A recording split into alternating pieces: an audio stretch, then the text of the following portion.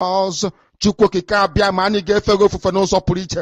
will dance on the streets. I'm telling you, by the time that we are done, humanity will think that we are mad, we are drunk in your glory, and rightfully so, because your kingdom will come to rest upon this very earth. That very kingdom is the unadulterated, non-negotiable sovereignty of the Republic of Biafra, that your will may be fulfilled in our time.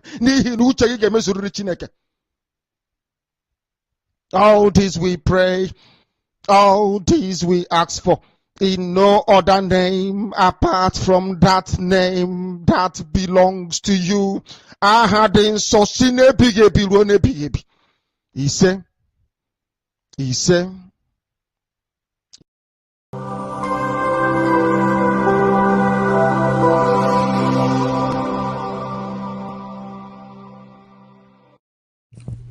IPOB, one family.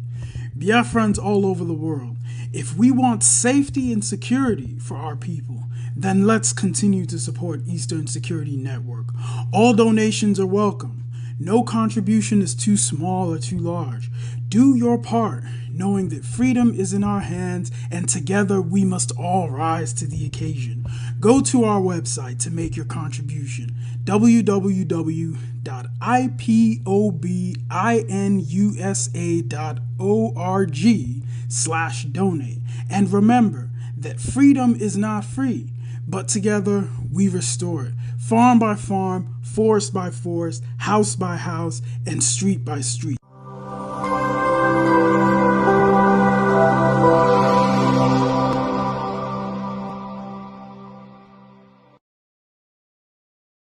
Fellow Nigerian, in search of excellence for Africa, my mission remains to create awareness, advance practical solutions, and transform mindsets via case studies. Together, let's midwife deliverance for our race, country, and continent. Please share this video. I am Dr. Israel Noyerem Davidson. Thank you. In 2001, US-led forces overthrew a Taliban-led Afghan government following the 9/11 attacks led by the Al-Qaeda leader Osama bin Laden. For the next 20 years, the US and allies enforced democratic ideals, built up Afghan security forces, and provided operational air cover. The Taliban continued to attacks. Now, eventually, under President Trump, the US promised to pull out if Taliban agreed to stop attacks and hosting terrorist groups. Today, the Taliban militants have declared Islamic Emirate of Afghanistan and overrun most of the country at lightning speed with little or no resistance from the 300,000 US trained and heavily equipped Afghan forces. US general could not believe an army could crumble at that rate. I did not, nor did anyone else, see a collapse of an army that size in 11 days. There'll be many postmortems on this topic, but right now is not that time. It is believed the Afghan soldiers, though diehards, had unquenchable allegiance to jihadist ideologies practiced by Taliban. There were Afghan soldiers by day, Taliban at heart, and Taliban at night. A situation some suggest currently exists in Nigeria too. So Afghanistan was simply handed over to the mullahs to govern, based on their shared jihadist ideological leaning. The south and middle belt of Nigeria should wake up with urgency. The Afghan situation is cooking fast in Nigeria today. Afghanistan is number 1 on global terrorist list. Nigeria is number 3. Second. And yet Adamawa still remains one of the poorest states in Nigeria. Yes, but and why? They've had you, a man who's been vice president for 8 years, someone who... I am going to ask the questions no matter how you shout, so you might as well just let me talk. I am going to ask the questions. Ask. So the Adamawa still remains one of the poorest countries, and therefore, if you talk about people who want to look at antecedents, because you kept talking about your record, and so it's a fair question for people to ask, if your home state has not seen an appreciable change as a result of your major sitting in an office of that of the vice president, why should we believe you would do better for the rest of Nigeria? Again, you have got it wrong, because you didn't try to compare what was it before and now. Today, give us the numbers. I may not be able to give you the numbers, but today... So I can tell you. Oh, well, you can tell me, but then you have to convince me that you have the right... I have the numbers. So Adamawa has, for the last 20 years, come in sort of 26, 27 in the index of poor states in Nigeria. It hasn't shifted much. Maybe one place in the last 20 years. Then it cannot be one place in the last 20 years. It must be maybe in the last 10 years. No, I'm talking about 20 years. I looked at the numbers before coming in here. Because it's one of the things that I wanted to talk to you about. But it has shifted. Seeing as it is your state. But it is shifted. A little bit. So one single individual is able to make that shift. So imagine if it is. But isn't that part of the problem, actually? That how? In all your influence, you've not been able to build another you in Adamawa or someone close to you. Do you know how long it took me? That is all about you. Do you know how long it took me to be what I am? Do you know from what background I came? Okay. So I was told when I was researching this that there are two major employers in Adamawa. One is the state government, and the second is you. Yeah. And part of the conversation we had was how come the economy of Adamawa is not getting bigger enough. This is a place, like you pointed out, rich in agriculture and a lot of other things. And yet people are stuck in poverty. They've had people at the highest possible office. You must listen to her. Of course, you must go and listen to Simon Ekpa, who is doing a very fantastic job. Very great job that Simon Ekpa is doing. Very, very, absolutely fantastic job that he's doing. You must listen to him and share his videos accordingly. Very, very important. He is bringing a new dimension to this very awareness that we are making, and you must listen to him. Very, very important. I'm asking a very pertinent question. Is Nigeria working for you? Major General Muhammadu Buhari retired, knew the solutions to Boko Haram till he finally became president. He asked ex-President Jonathan to resign because of insecurity. He cried empathetically. He promised to end Boko Haram in 3 months. But now, he's telling us he's done his best to arm the military. Why isn't he resigning? Governor Fashola knew the solutions to providing stable power supply till he became Minister of Power, and darkness pervaded the land. After trying hard and giving excuses like he only plays a supervisory role, the ministry was assigned to someone else. Power grid, still they collapse.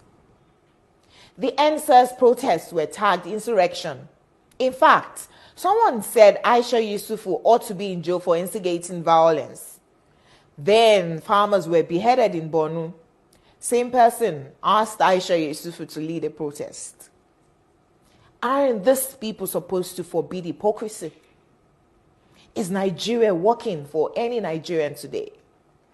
From leaders hoarding food for the poor, receiving kickbacks from government contracts, to farmers needing permission to go to their farms.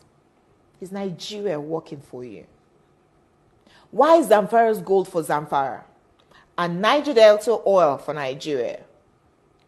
Why is Hisba destroying alcohol, but their state governments receive federal allocation from monies received via taxation, including tax on alcoholic beverages? Why are some federal roads abandoned to bandits and kidnappers? Who is in charge of Nigeria's security? The president is talking tough this time, Most times, he's as shocked by the rest of us by the absence of good governance under him. Regardless of his campaign promises and the manifesto of his political party, Nigeria has rolled back in terms of development. From Naira continually losing its value to our recently launched locomotive trains breaking down in the middle of nowhere. Nigeria has to be working for some people though.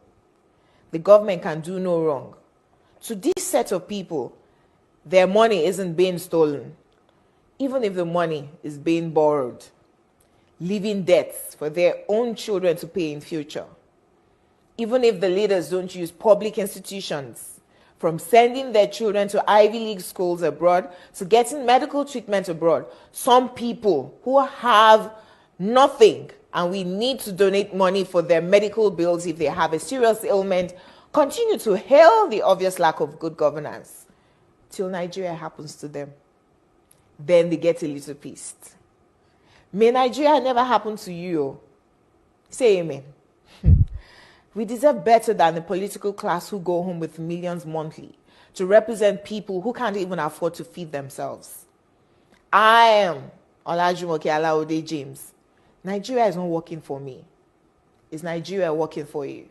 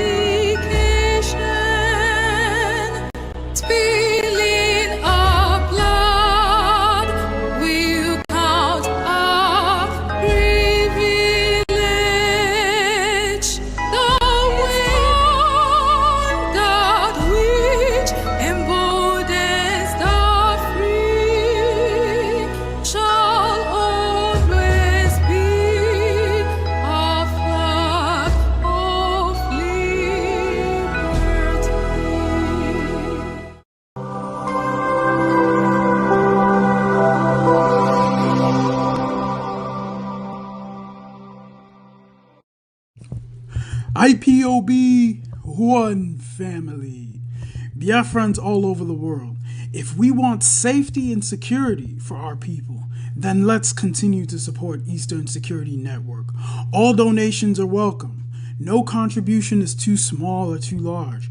Do your part, knowing that freedom is in our hands and together we must all rise to the occasion. Go to our website to make your contribution, www.ipobinUSA.org/donate. And remember that freedom is not free, but together we restore it, farm by farm, forest by forest, house by house, and street by street.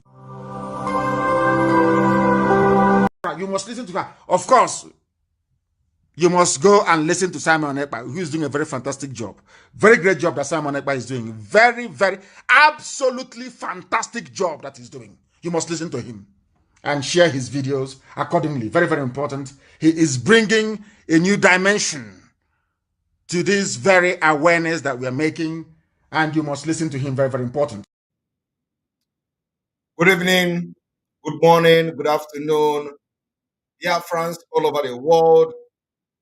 You are watching and listening live and direct on this day, 20th of June 2022, live and direct on Voice of Biafra, 97.5 FM.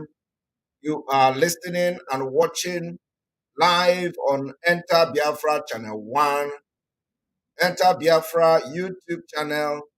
You are listening on Twitter. You are also listening and watching live and direct on all Enter Biafra platforms.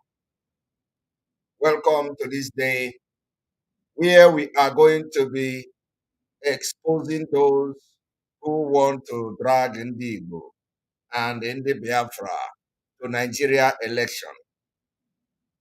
I want you to understand that what we are going to be doing today is exposition of how P2P don't know Nigeria, how ignorant P2P is about Nigeria. In fact, what I want to do this evening is to show you how bad P2P is when it comes to Nigeria.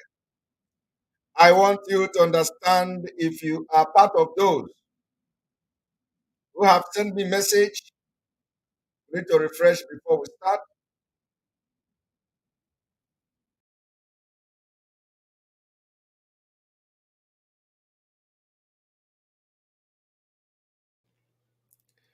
All right, welcome back. We have refreshed, and I believe the voice should be okay now. If you are part of those who have contacted me to mellow down on P2B, I want to address all of you before I start, because a lot of people have contacted me. Oh, Simon, please mellow down on P2B. Please mellow down on P2B. I want to inform you today that the issue of P2B and Atiku and Tinubu and any other person that is participating in Nigeria election, knowing what Nigeria is, I want to inform you people today that we are not going to spell P2B, not even a bit. Because if you are supporting election in Nigeria, you are our opposition. Anybody that supports election in Nigeria, automatically you are an opposition to Biafra. So I will treat you like an opposition. It is just as simple as that. I want to inform you that just in political election or in a political campaign and what you see going on between APC and PDP, they are oppositions. Okay? Any day P2B talk good and jump back to Biafra, I will respect him for that. Any day P2B jump and enter Biafra, I will respect him. Any day he jump out, I will deal with him, expose him. So it is just as simple as that.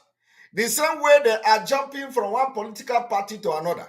The same way P2B abandoned APGA, jump from APGA to PDP, and become opposition to APGA. It's the same way P2B will be opposition to me and to the entire Biafra people. So we are not going to, those of you sending me a message, I am sorry that I am going to come very hard on Peter Obi today, because he does not deserve a pity. He is an opposition to Biafra. There is no action, utterances, speech, activities of Peter Obi that somehow suggest that he is for Biafra. Peter Obi has openly admitted killing Biafrans. He even tagged us criminals. The same thing Soludo is doing is exactly the exact word Soludo used to describe Biafra is what Peter Obi is using today to describe Biafrans. And that's why I wanted to invite him to our program. But I know he will not come. So I want to tell you people, it is not to disrespect you, but I want to tell you this fact. The fact is that anybody talking about election in Nigeria while we are fighting for Biafra is an opposition. It does not matter what you want to say. It does not matter whether you say, oh, election will come, Peter Obi will become president, and they talk of Biafra. Until then, which is not even possible, because election is not going to take place in Biafra land. So I wonder how he is going to get the vote that will make him the president of a failed country. So I am going to address Peter Obi as an opposition person. As an opposition. The same way PDP will address him, the same way he will address PDP, the same way APC will address him, the same way he will address APC, the same way he have treated APGA, which Ojukwu handed over to him, the same way APGA people have treated him and addressed him in the public. That is the same way I am going to address him today. But one thing is that my own is different. My own is that I am going to reduce him. I am going to expose what you people don't know about him, because he don't know Nigeria. If you want to talk about Peter Obi, some of them, they say, Labour Party is this. All this thing Peter Obi has been doing are all lies. I want to inform Biafrans today, and even those ignorant celebrities, so-called celebrities, supporting Peter Obi have deceived you people. Peter Obi have deceived you. And today you are going to see how he deceived you. This particular broadcast is going to take time. It's going to last maybe 2 hours or 3 hours. But you are going to know how Peter Obi have deceived all of you. What you don't know is bigger than you. And here we go. Here we go. We are going to go straight to the point. I want to inform Biafrans that Peter Obi have admitted for killing Biafrans and dumping their body in Izu River. Why the political agitators called Masob released a statement telling me, Simon Ekpa, that I should stop linking Peter Obi to the killing of Izu River. Masob said it. But today, Peter Obi have come to admit that he dealt with the Biafra agitators, he killed them. And when Peter Obi was boasting of dealing with the criminals, as he called them, he dumped their body in Izu River. And my question is, Peter Obi, who is a Christian, the people you call criminals and kill them, dump them in Izu River, is that how to treat a criminal? Even if they are criminals, is that how to treat a criminal? Is that you don't respect God? You do not have respect for God creature. And you call yourself a Christian. You call yourself a Catholic. Is that how to I want you people to listen to this.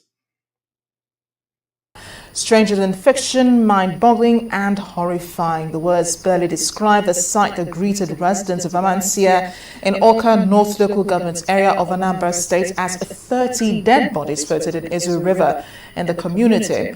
The river is at the boundary between Enugu and Anambra States, and the dead bodies were found at the old Enugu-Onisha road access of the river. Corpses that could not easily be identified were suspected to have been dumped in the river Friday night by unknown persons. Natives of Amansia say that some of the bodies they saw had been swept away, while some were still buried down and would float later. Anambra and Enugu State commissioners of police who visited the area say investigations have begun to unravel the mysterious occurrence. Now, it is no longer mysterious occurrence.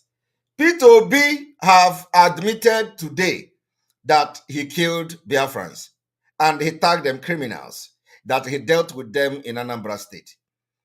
And all this while, we were trying to expose him and the idiotic and criminal Mossad members. They came to start defending Peter Obi, writing jargons. Simon Ekpa, stop linking Obi.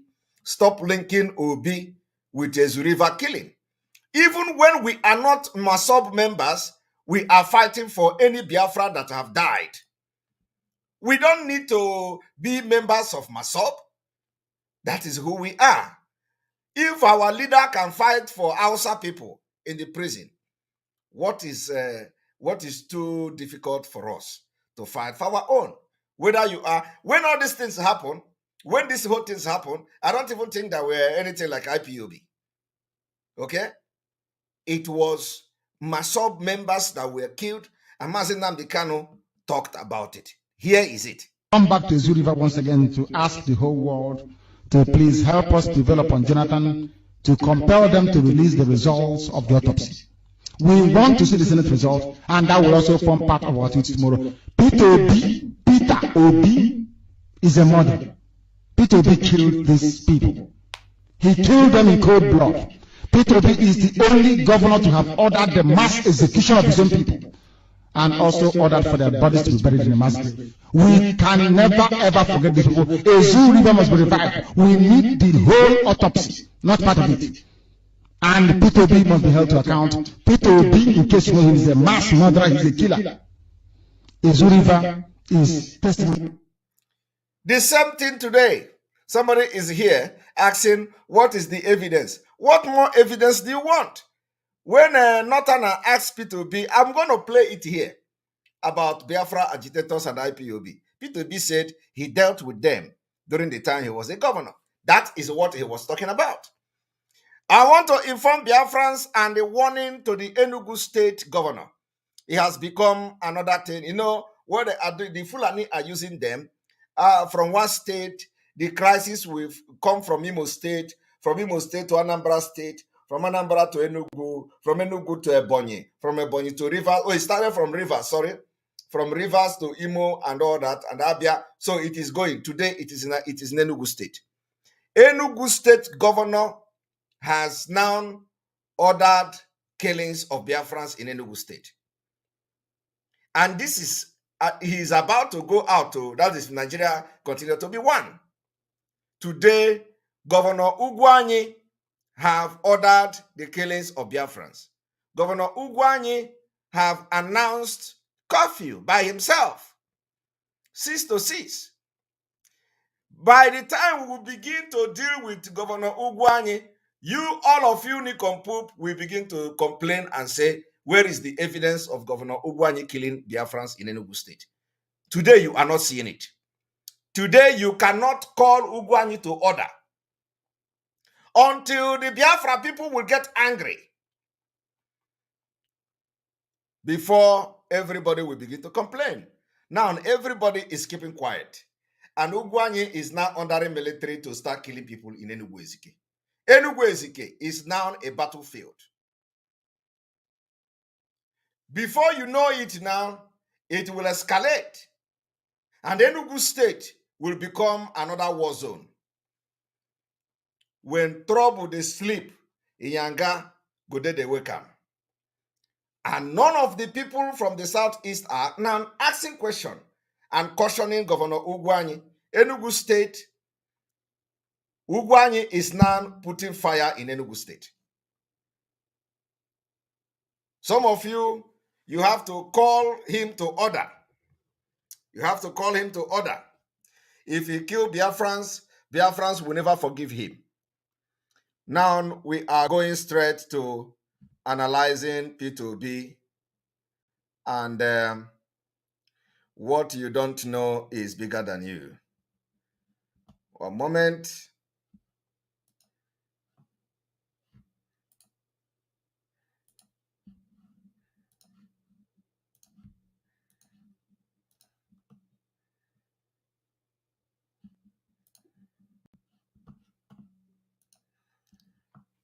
I want everybody to go and get water. Today we are going to sit here and listen to Peter Obi. We're going to sit here. I'm going to analyze everything from A to Z. Maybe not to Z, but at least the reasonable number of them. Let us go there.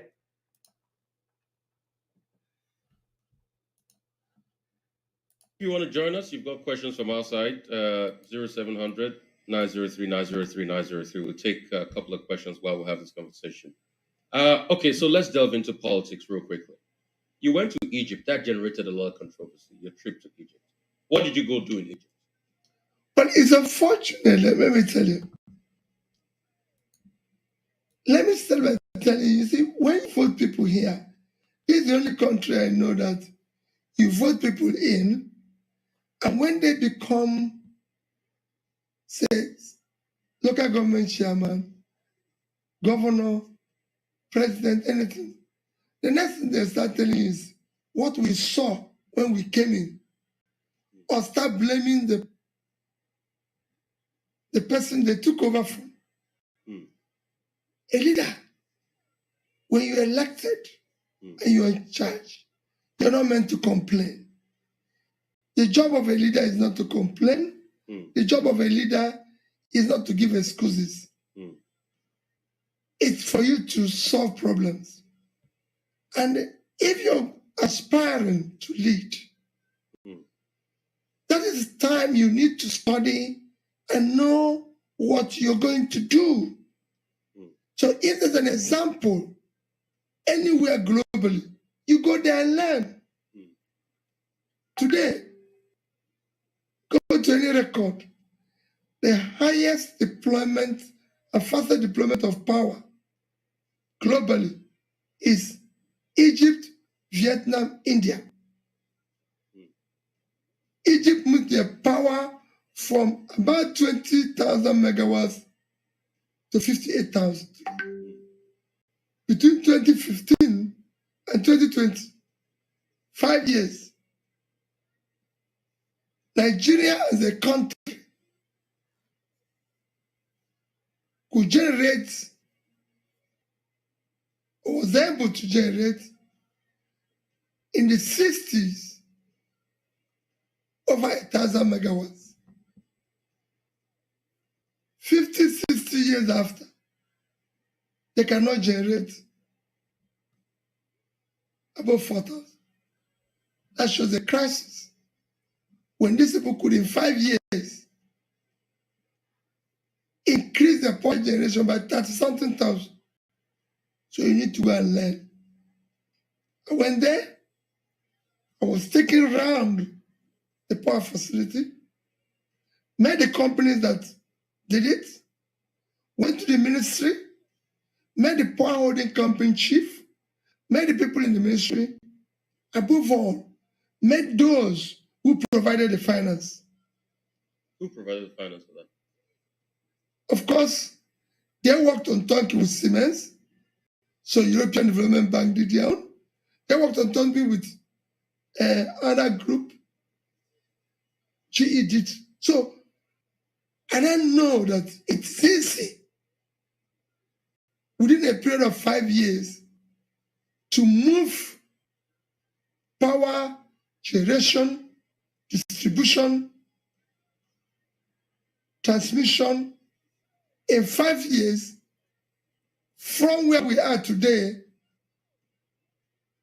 to 15,000 to 20,000. You see, this is the problem.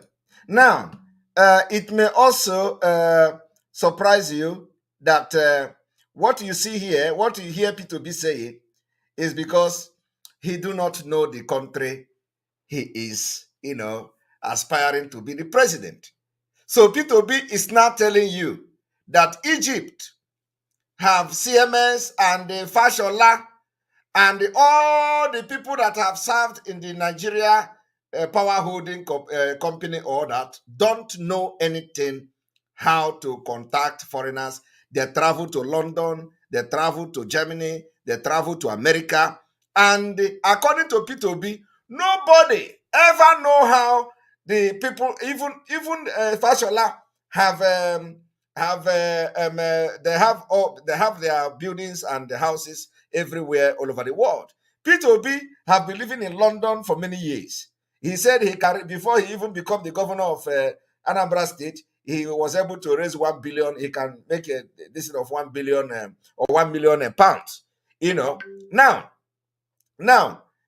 in all these things, Peter Obi is just coming now to tell you that in Egypt, he has found the solution. he has found the solution to electricity. So vote him, because he don't know what is holding the power. He don't know. He is ignorant of the Fulani involvement in the power holding. He is ignorant that the Fulani don't embrace innovation. Peter Obi is not aware that the power he is talking about has to do with innovation. Innovation. Peter Obi don't know that what he was talking about has to do with innovation. And the Nigeria federal government under Fulani control have created a center, as you can see on the screen, a center for eradicating innovation and establishing Sunnah. So what this center is telling you is anything innovation. Innovation is the ability to also, build power system, build electricity, and even have the opportunity to use nuclear power. Okay? Peter Obi is ignorant of this. Fashola knows how the United Kingdom generates electricity. Now, let me tell you, Peter Obi do not also understand that Fulani has put Nigeria in international stage, that Nigeria can never be allowed to use nuclear power. Because when you have nuclear power, even when we have uranium in Nigeria, when you have nuclear power, you can even use nuclear power to generate electricity. Okay? You have biochemical energy. All these things this man is saying here, he believes that Fashola is a novice. He believes that Fashola don't have the knowledge. Instead of him to go and ask Fashola, what did you do wrong? Which challenge do you have? Because that is exactly what he should have done.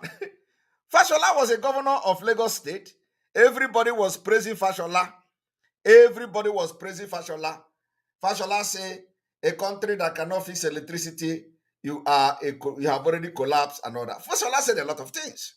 And that's why I played it in this jingle I played in the first place. So Fashola came and become the Minister of Power. And Nigeria grid collapsed under Fashola. So Peter Obi should have gone to ask Fashola, Fashola, did you also try to go and copy something from another country and come to Nigeria? Why did it fail? Why did you not succeed? The reason why Fashola did not succeed is the structure of Nigeria. Dangerous diversity. Dangerous diversity. Fashola knows what is power. Fashola knows what is electricity. He couldn't do it. When you look at the performance of Fashola and Peter Obi, I do not know which one performed better, but I believe that, Fashola performed very well while in Lagos. Fashola performed very well. So are you going to, when you compare Fashola and Peter Obi, that time when Fashola was coming to become the minister, everybody was shouting, Fashola, hey, Nigeria is going to be this, Nigeria is going to be that. And at the end of the day, please, you people should stop distracting me. Please, very, very important. Do not call my attention on any comment. Do not call my attention on any comment at all. Do not call my attention on any comment. And we are going to restrict the comment section immediately. I don't want to be distracted here.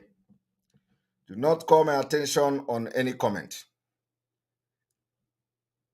All right. So, Peter Obi should have asked Fashola, did you try to copy something? What did you try to change? What did you try to change and it didn't work? Who fought it? Where did you have the problem?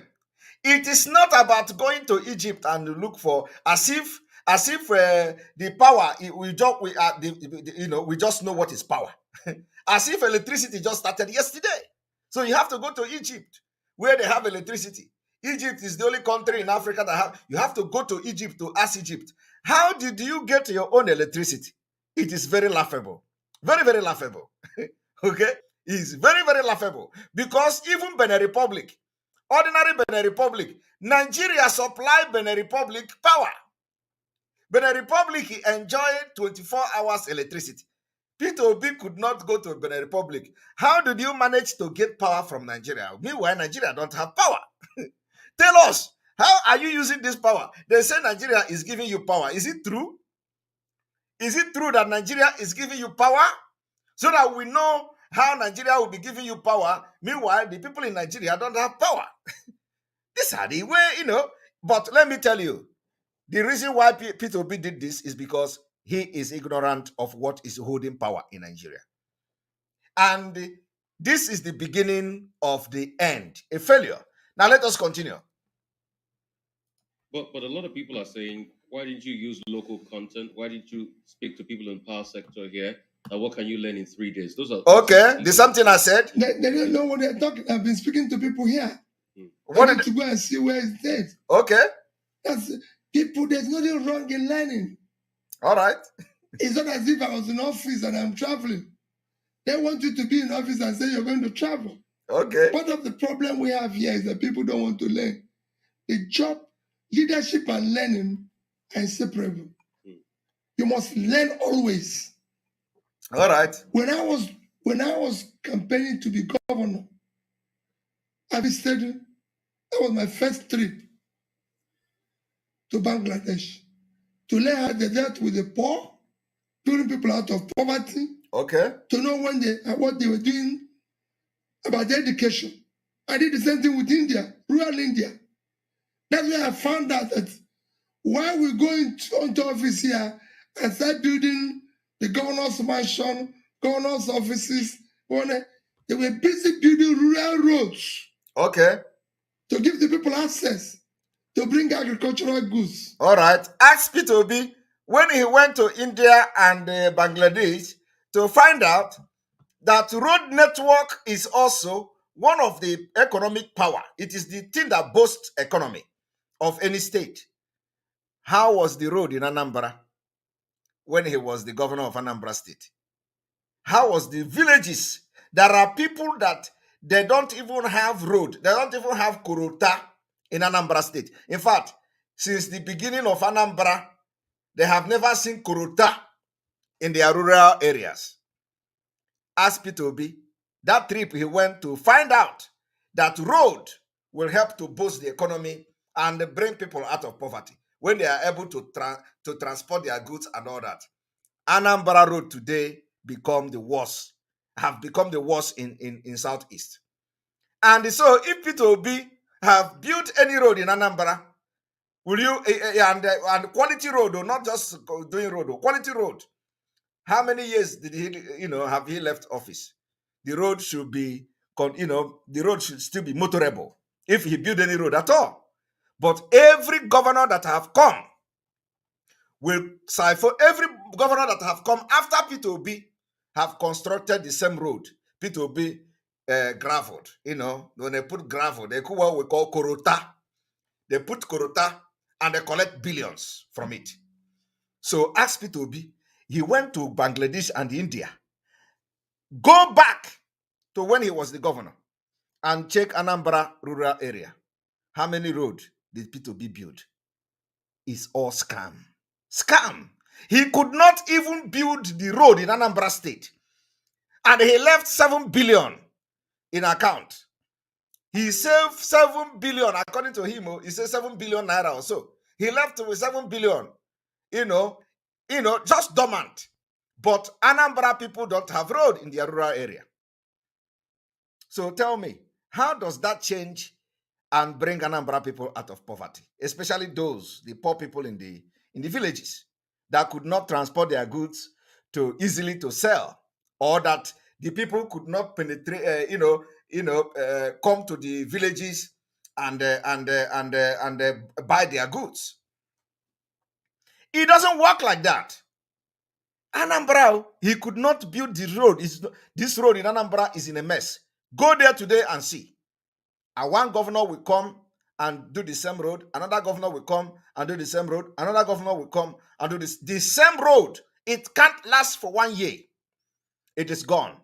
They are using it for business. Now, let us continue. Which they can sell and make more money. So go ask anybody, as governor of Anambra State, every part in Anambra State was connected by rural roads, bridges, everything. Are you hearing that? That's what you learn. But when you stay there, I went there. That's what I'm doing today, and I'm doing it with my own resources. Okay. To learn, you need to learn. Okay, so you went you learn every day. Every day. So you went to Egypt to learn, and you've also been talking to stakeholders locally. And the one thing that should surprise you is that while this man was living in the United Kingdom, he learned nothing. He didn't learn about electricity in the United Kingdom. He lived in the United Kingdom and for many years and have properties there. He had business partners who are in energy and all that. He didn't learn anything from United Kingdom. He came back to Nigeria, become a governor, yet he didn't learn anything about electricity while he was a governor. He didn't learn. Because if he wanted to learn about electricity as a governor, he should have also channeled his energy in learning about electricity while he was a governor to improve the power system in Anambra State. He didn't do that. And he has become a governor. Ruled Anambra for 8 years. He didn't try to research about energy until now. He is now traveling to Egypt, to look for Arab money. He's traveling to Egypt so that to tell the Egyptian or the people there that you remember, I am going to Arab country. I am going to Arab country. The allegiance, to seek allegiance, nothing else. To seek allegiance, because I cannot understand where all the countries in the world, it is Egypt. You should have gone to Saudi Arabia. Saudi Arabia their lights don't even blink. Should have gone there and asked them, come and let us have alliance and tell us what you do in Saudi Arabia. He learned nothing in England where he lived, and he traveled 3 days in Egypt to learn a power. Hey, Jesus Christ! That is what Nigeria can turn a brilliant man to. Struggling to be something in Nigeria, a failed state. You left London. You live in London for many years. You didn't learn anything. It's just like me now. I live in this country for many years. I'm a citizen in this country. I participate in politics in this country. And then Biafra will come. I will start going to Somali to ask Somali, what did you do to end your war? I will start going to North Sudan and South Sudan. I heard that you people are fighting. Biafras are having problem. How can I stop it? It is going to be the stupidest thing I would do. It is going to be very awkward and absurd. So this man lived in London, had a business. We were able to raise even £1 million if he want back then, as far back as 1995. He didn't learn nothing about energy. He want to go to stay 3 days and parade himself there. Let me tell you, he didn't go there to learn anything. It is all about campaign. But let us continue. You are going to see how bad Nigeria will make somebody to look. Stakeholders locally, I went there, and you need to find the finance. It's not when you go there, there's no money. That's why people come into office and say what they saw when they came in. What are you seeing? You need to see all those things before you arrive there. Okay. Let's because there's a lot of ground to cover. Let's go straight to the issue about VP, and the issue is also about talking to NNPP. Is there any talk going on with NNPP? Because we're seeing that making the rounds of social media, and then Dr. Donyokuba came out to say he's your VP pick. A lot of people say, okay, he's a placeholder. What's the talk about your VP? Well, we're talking to a lot of partners. What we are trying to do, as so you're talking to NNPP? Everybody. Okay. We're talking to, what we're trying to do is not to do it the usual way. It's not a question of Peter Obi being president. We want to build a coalition of Nigerians, especially the youth, to take over our country. 24 years in the hands of these people who hired. The country has deteriorated. Look at the World Bank report 2 days ago. Look at what they're saying again. That Nigeria is at the sports stage economically and is going to throw more people out of poverty. So after 24 years, the people we hired have thrown millions of Nigeria. In 1999, when this journey started, about 60 million Nigerians or thereabouts are living in poverty. 24 years after, they've doubled the poverty number of people. So it is time to ask these people hired to go, no matter which side they're coming from, because they're the same people. And so we need to now get a team of Nigerians.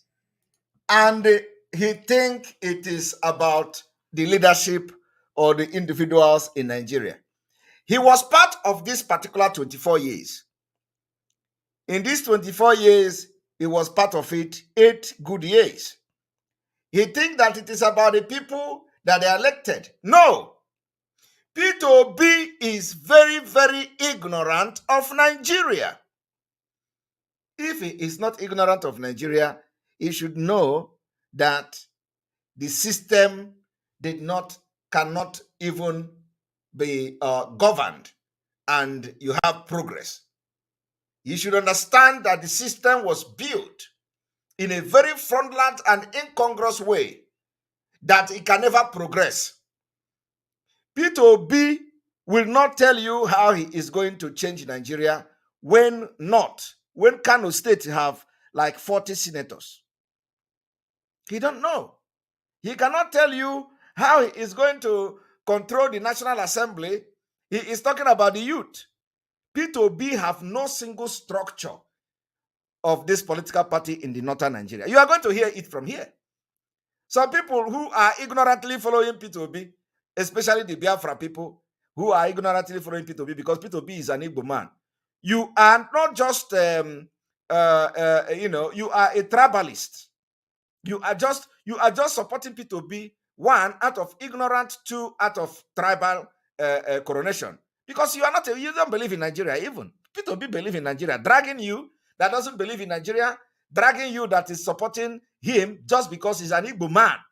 And why he is not going there as an Igbo man? He is going there he's not even going there. He is contesting as a one full Nigerianist. Why you that is supporting him, you are not even a full Nigeria. You are half Biafra because your leg is in Biafra movement. One other leg is in the Nigeria election. So Peter Obi's 2 leg is in the Nigeria election, while your own is half and half. He dragged the other 1 leg with you to go and vote him. And you are shouting and constituting nuisance, distracting our Biafra movement. Peter Obi knows nothing about Nigeria. And you are going to see it from here. Don't worry, we just started. The youth, civil society, everybody together and say, let's come in and work together as a family to take back our country. So Peter Obi is not going to be your usual president where you stay one place and be giving order. We want to build a coalition to save our country because they've run it aground. Right. So I also want to talk about you to address this. A lot of people say, yeah, Peter Obi is just always making comparisons. That what is his manifesto? Okay, now you've gone to learn about power in Egypt. Listen. What will be your power plan? Okay. What will be your plan for subsidy? Nothing. What will be your plan for debts? Nothing. Over 40 trillion in debts. So it's more. Yeah, more and even more. So what would be your plan on all of these things? They want, your fine, I've talked about my plan. in debt as president. Now, let me tell you, this is one of the important questions about subsidy. Peter Obi is very, very dubious here. Peter Obi knows the power that controls the subsidy. You know, when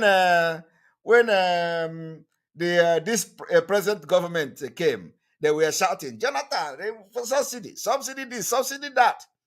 So, and they came, they say, oh, we didn't know that it is like that. So now we have come, we have seen that it is like this. So the power that control this fraudulent and the scam subsidy is as a result of the dangerous diversity. Biafra can never have a country, Biafra as a country can never subsidize fuel.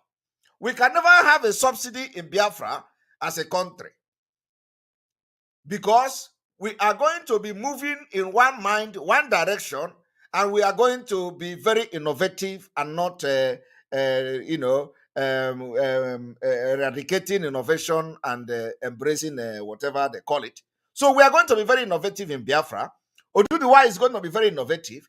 You can't just come and start, pumping your resources in subsidy.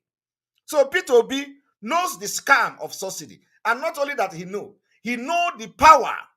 That power that controls the subsidy is the power of the diversity. Because the people that makes the decision and the people that influence the subsidy are from the north. And Peter Obi knows this very well. And those that are benefiting from this subsidy are the people in the United Kingdom and their partners. So Peter Obi knows very well. I want you to listen to how he dubiously addressed this particular issue of subsidy. Now watch. Power in Egypt. What will be your power plan? What will be your plan for subsidy? What would be your plan for debts? We've got over 40 trillion in debts. So it's more. Yeah, in more and even more. So what would be your plan on all of these things? They want, your fine. I've talked about my plan in debts. As president, which we're going to do by a coalition of third force, nobody will borrow for consumption. Even if we have to starve. Are you hearing it? Every borrowed funds will be invested. And it has to be transparent. When people talk about my manifesto and my this, I have done it somewhere. I don't need to go and start putting glossy papers. Where's your manifesto? Okay. Is there a document? Is there you've done it somewhere? Okay, you've done it in Anambra State. Simple. We like glossy papers. Are you hearing that? Peter Obi is telling you now that his manifesto is the manifesto he used, is the way he governed Anambra State. Peter Obi manifesto. All of you that are following Peter Obi, his manifesto is the way he governed Anambra State. Igbo-speaking state, 100%. A state that doesn't have Sharia law is the manifesto he used to govern a state that does not have nomadic cabinet, a state that does not have Malami, a state that does not have the military under the control of Fulani, Anambra State that the local government don't have any single Fulani man as a chairman. Anambra State that it was being operated under secular law. Peter Obi, now when you ask him about his manifesto, he don't have manifesto. Peter Obi, who believe in paper, who believe in numbers, who believe in practical, when it comes to manifesto about Nigeria, he don't have it. He tells you people believe in paper. Meanwhile, every single thing Peter Obi have done, every argument when it comes to economy, Peter Obi will tell you it is paper. Peter Obi will calculate how many percent that you have lost. All this percent is in paper. Peter Obi will calculate how much he left in Anambra. Everything is in paper. Peter Obi will calculate how he sold the governor's lodge in Abuja. Everything is in paper. Peter Obi will tell you how he went with Bianca Ojukwu to go and buy something, and after buying it, he went to buy suit for $3,000. He bought 200 own. He gave the balance to Bianca Ojukwu. So for that reason, he is not a stingy man. But that one is also in paper, because he referred this particular interviewer to what Bianca Ojukwu wrote. He said, "Did you read what Bianca Ojukwu wrote? Go and read it. I am not stingy. It is in paper." When it comes to the manifesto of how this man, who is very, very sensible, is going to rule Nigeria, he said he have done it in Anambra. I want you people to understand the difference between Anambra and Nigeria. The margin between Anambra and Nigeria is like from here to Australia. They are just pole apart. You want to govern Nigeria the way you govern Anambra. How have you considered the Sharia law of the 12-state Sharia law in the north? Have you considered that the Sharia people will always want whatever decision you are going to make in Nigeria, let their own interests be protected first? And do you know what we call it? We call it the dangerous diversity. So how have this particular manifesto of Peter Obi in Anambra State going to solve Nigeria problem? Ndi Okoko, Umu Abanshi, have you seen it? He do not have manifesto because he knows that the only reason why he is in this election is to draw you, Okechukwu and Okafor, to say, oh, Igbo man is contesting the election as well, because they know Nigeria is going down. They know we are going to divide Nigeria in 2023. So they are pushing him. Just go. Just make noise. Call, let celebrity, call them third force. Call them third force. Celebrities, let them make noise for you. This man do not have even one single labor office in the north. Are you aware of that? You are going to hear it from here. You are going to hear him say there is no structure in the north. You are going to hear him.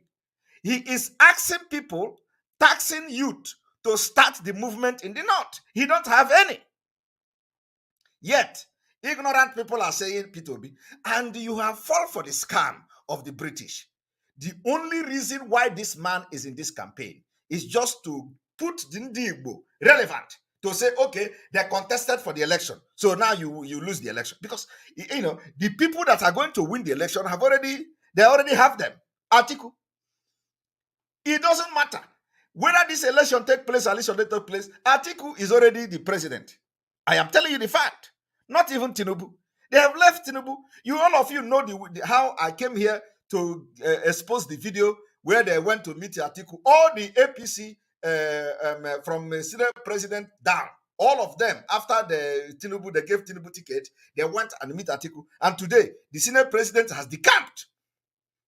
And as he is decamping, not all of them, they are going to divide themselves. Part of them will decamp now. Part of them will still stay with APC. And they will be destroying the APC. They will be destroying Tinubu from within. That is how it is done. They will destroy Tinubu until at the dying minute, bam, they will move to Atiku at the dying minute. And then the North will vote Atiku, and Atiku will become president. And Obi's job is to make Ndi Igbo relevant in the election, nothing more.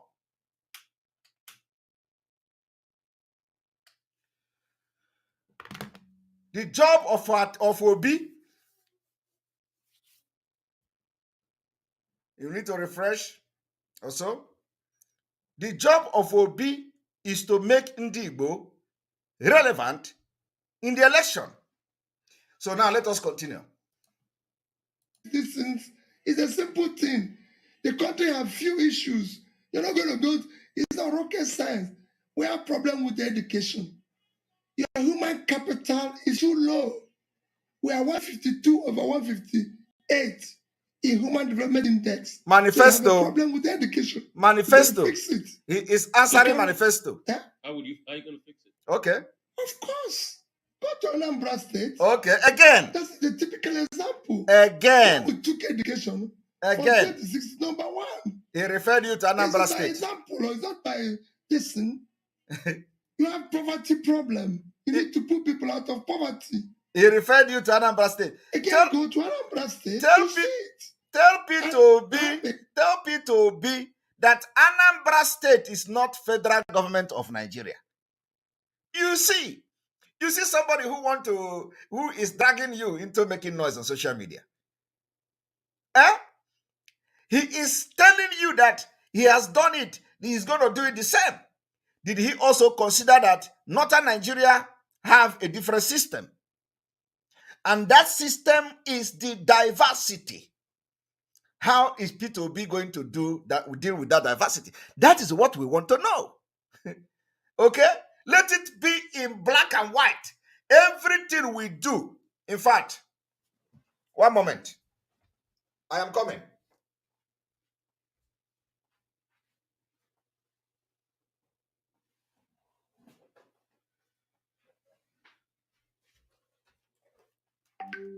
Here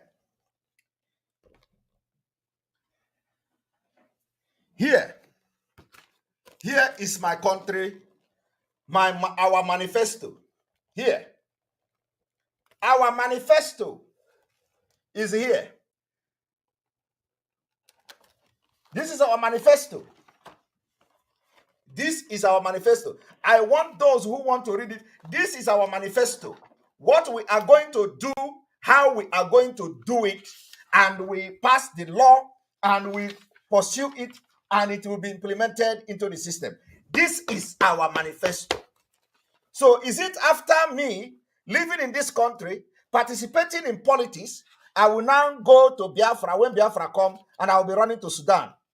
I will be running to Egypt. Egypt, come on. How do you do this thing? It's a shame. This is manifesto. And for those who can understand Finnish, Alena Katen, if you can you are here.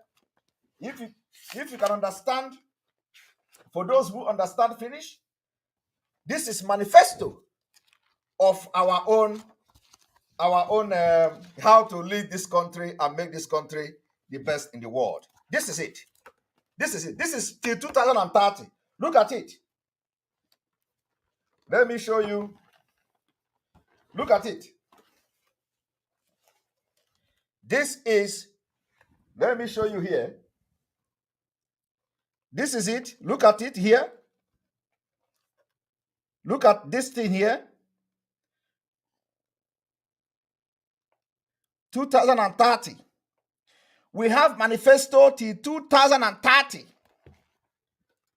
That is how it is done. He living in London in Western world, and he will tell you people will always want to see in black and white. Our own is practical. Everything we want to do for the next till 2030, it is also subject to review and change. We have made decisions here. The decision that is here is the decision that is going to take Finland to be the best country in the world. We do it every 2 years. This is manifesto. So how can a man who is so brilliant, as you people call him, of course he is, but Nigeria is shaping him, making him to be behaving the way he's behaving. Because you can never talk for Nigeria and remain the same. Okay? So, and my own is I do in the show. Okay? Now, this paper you see here is the paper. Everything here is what makes Finland one of the best countries. This is part of our this is our manifesto. Ask this man, Peter Obi, where is your manifesto that you want to lead Nigeria youth to another slave trade for the next 8 years? He will tell you, oh, I did it in Anambra State. How did you do it in Anambra State?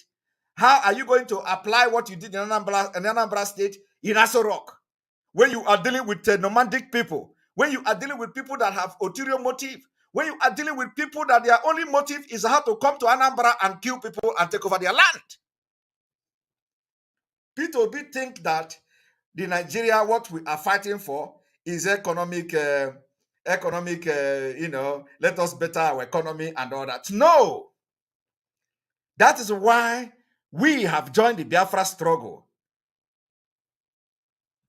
No, somebody say it's an insult to compare. I am not comparing zoo. No. I want you to understand that I am not comparing zoo to Finland. I am comparing politician here. Politician Peter Obi, who is the highest recommended politician in Nigeria now, according to some of you. I am comparing him to what we do as a past politician too. I am a politician here. So I want you to understand that your best, that man you are calling your best, oh, Peter Obi is this, is that, have nothing, absolutely nothing to offer in Nigeria. Peter Obi can do something in Biafra when Biafra come. When Biafra come, if he's talking like this, we are going to put him in order. Because what we want is the best country for our people. So if Biafra come and Peter Obi say he want to be president of Biafra, and with everything, it is us that will come and round him. Okay, come and be president. Let us support you, because all we want is progress. So these places where he don't know what to do, we'll come in and tell him how to do it. That is why we scattered all over the world. Not in Nigeria. Nigeria is not for you. Now let us continue to listen to him. I'm a businessman. I started from micro, so I know that to put people out of business, you have to re-engineer, fund and support micro, small businesses. It's simple. You don't have manifesto. And doing that, you're still going to give us a document, because Nigerians want to see a document. Okay. I'm saying those who gave them, they've been sitting documents for 24 years. Okay, you see, he doesn't have a document. He said that those who have been giving them document for 24 years, what did they do? Obi does not have a document, because he knows any document he is going to bring out to the public will be his downfall. Any document will be present. Do you know why he don't want to present a document? Any document he presents and say, this is my manifesto, the document will go against Fulani. He don't know how to balance the diversity. He don't know how to present the document that Fulani will read, and they say, oh, you look at this man, or the British will read it. I will say, oh, you want to support, because Obi have to balance the document now. You want to get vote from the southeast. You want to get vote from Biafra land. So he has to also balance the document. And when the British see it, they will get angry at him. When the Fulani see it, they will get angry at him. And then thereby, he will become nobody at the end of the day. So he don't want to go into releasing document. But let me tell you, as I'm doing this program now, they will be working on releasing some stupid document at the end of the day. But here, he has confirmed to you that he has no document. There is no manifesto. And let me tell you, the people that they call themselves the third force is the same problem.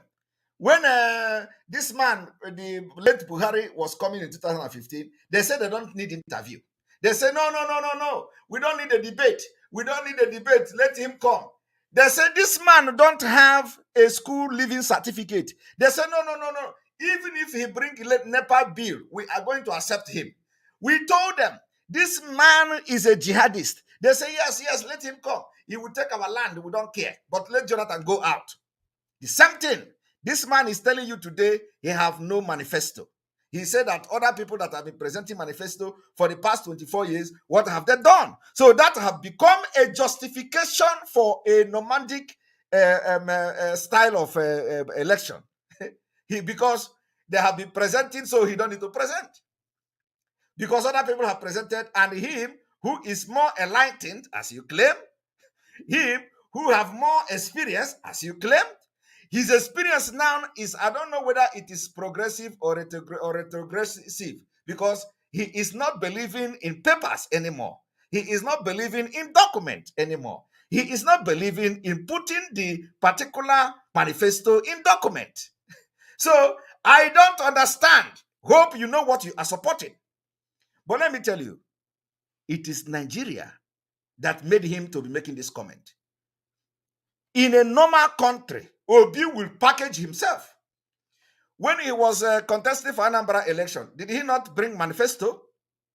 Did he not put it in paper? So, now he has found himself in a very dangerous, diversified election. And so he has to dance to the tone of the corrupt and the nomadic lifestyle of election or campaign. So he don't want to go to paper. He said it is no longer document. Listen, now let us continue.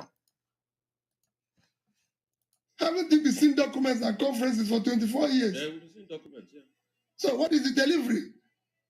I can show you thousands of documents. Those are my documents. Okay.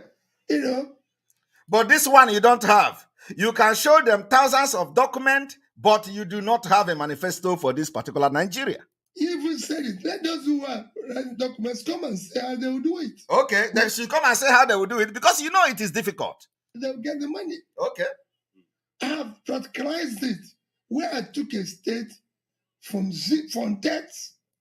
I want you to understand that the very, very bad example, Obi is giving a very bad example.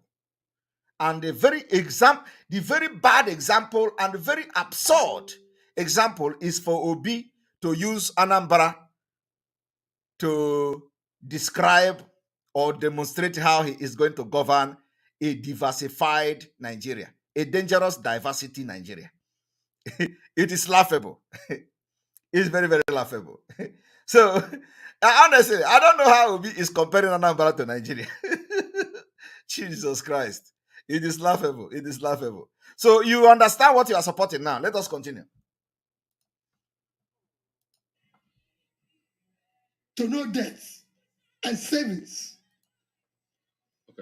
Okay. You've said a lot. We will still interrogate a lot of those things. What you would do as regards debt, what you would do about... Would you remove subsidy? Again, subsidy. He didn't answer it before. It depends on subsidy on what? It depends on subsidy on what? Well, that this country spends so much money to sustain. I want you to understand that this particular question Obi asks here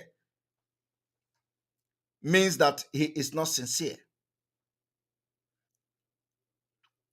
Obi, this particular question means that Obi is not sincere. For Obi to ask subsidy, it depends on subsidy on what? I don't know. I do not know whether there is any other subsidy that is being discussed in Nigeria. When somebody say subsidy, are you going to remove subsidy? What do you have to say about subsidy? I do not know whether there is any other subsidy we are talking about in Nigeria. There may be other subsidies, but of course, when somebody is asking you about subsidy, it means fuel subsidy. And Obi to have opened his mouth and say it depends on subsidy on what shows you he is not genuine. Shows you he is not pure. In this particular journey he has embarked on, he is not pure. Because it is, it is a common knowledge that when somebody poses you with a question of subsidy, you know that the person is talking about the fuel. So Obi asks, because he knows those who are involved. Like I said to you before. So Obi asks, it depends on the subsidy. Now let us listen to him. Debts and savings. Okay. You've said a lot. We will still interrogate a lot of those things. What you would do as regards debt, what you would do about... Would you remove subsidy? It depends on subsidy on what? You see? So we have subsidy on fuel that this country spends so much money to sustain. Okay. You can't, it's not sustainable because one is, let me tell you, the subsidy itself is fraud. Because the quantum of consumption in which you are subsidizing is it has not been verified. Are you hearing that? It has not been verified. That you can say there's no way we can consume that quantity. Are you hearing that? Productive country. There's no production to support that quantity of consumption. Are you hearing it? It's a fraud. So you have to deal with it. It's a fraud. You have to deal with it. If you deal with it, it might not be that much. And then you ask yourself. Are you hearing? I want you to understand the way he is answering this question. If you deal with it, it might not be much, which means He is not going to remove the subsidy. Do you understand me? He knows the people that are involved in this subsidy as a businessman. He knows the people that are involved in the subsidy. And then he said, if it depends, that you can do this and do that, and then check whether it will not be much. I want you to understand that. So at the removal of subsidy, you have to offer something. So you don't just remove. The reason why. Are you hearing that? In removal of subsidy, you have to offer something. Who is he offering this something? The people that he, Obi, know that controls this subsidy. So you have to offer them something. Now, Obi, who is not offering any bribe, who do not want to go into corruption, can Obi tell us now what is he going to offer to these people? What is this something that is going to, let him tell us how he is going to remove the subsidy without stepping on the toe of the people that are pushing him. I want people to understand the scam here. Obi cannot say, I will remove the subsidy. At least, even if we know he's not going to do it, he cannot say it. Pop and play. I will remove subsidy. Nigeria should not be subsidizing fuel.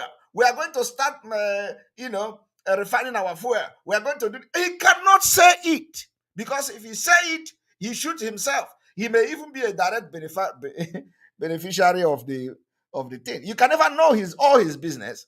He has many business, so you don't know whether his business is also in oil and gas, where he have some shares in the people that are getting the subsidy. You can never tell. So he cannot answer that question directly. Rather, he say, you have to give them something. What is it that you're going to give them? How are you going to do it?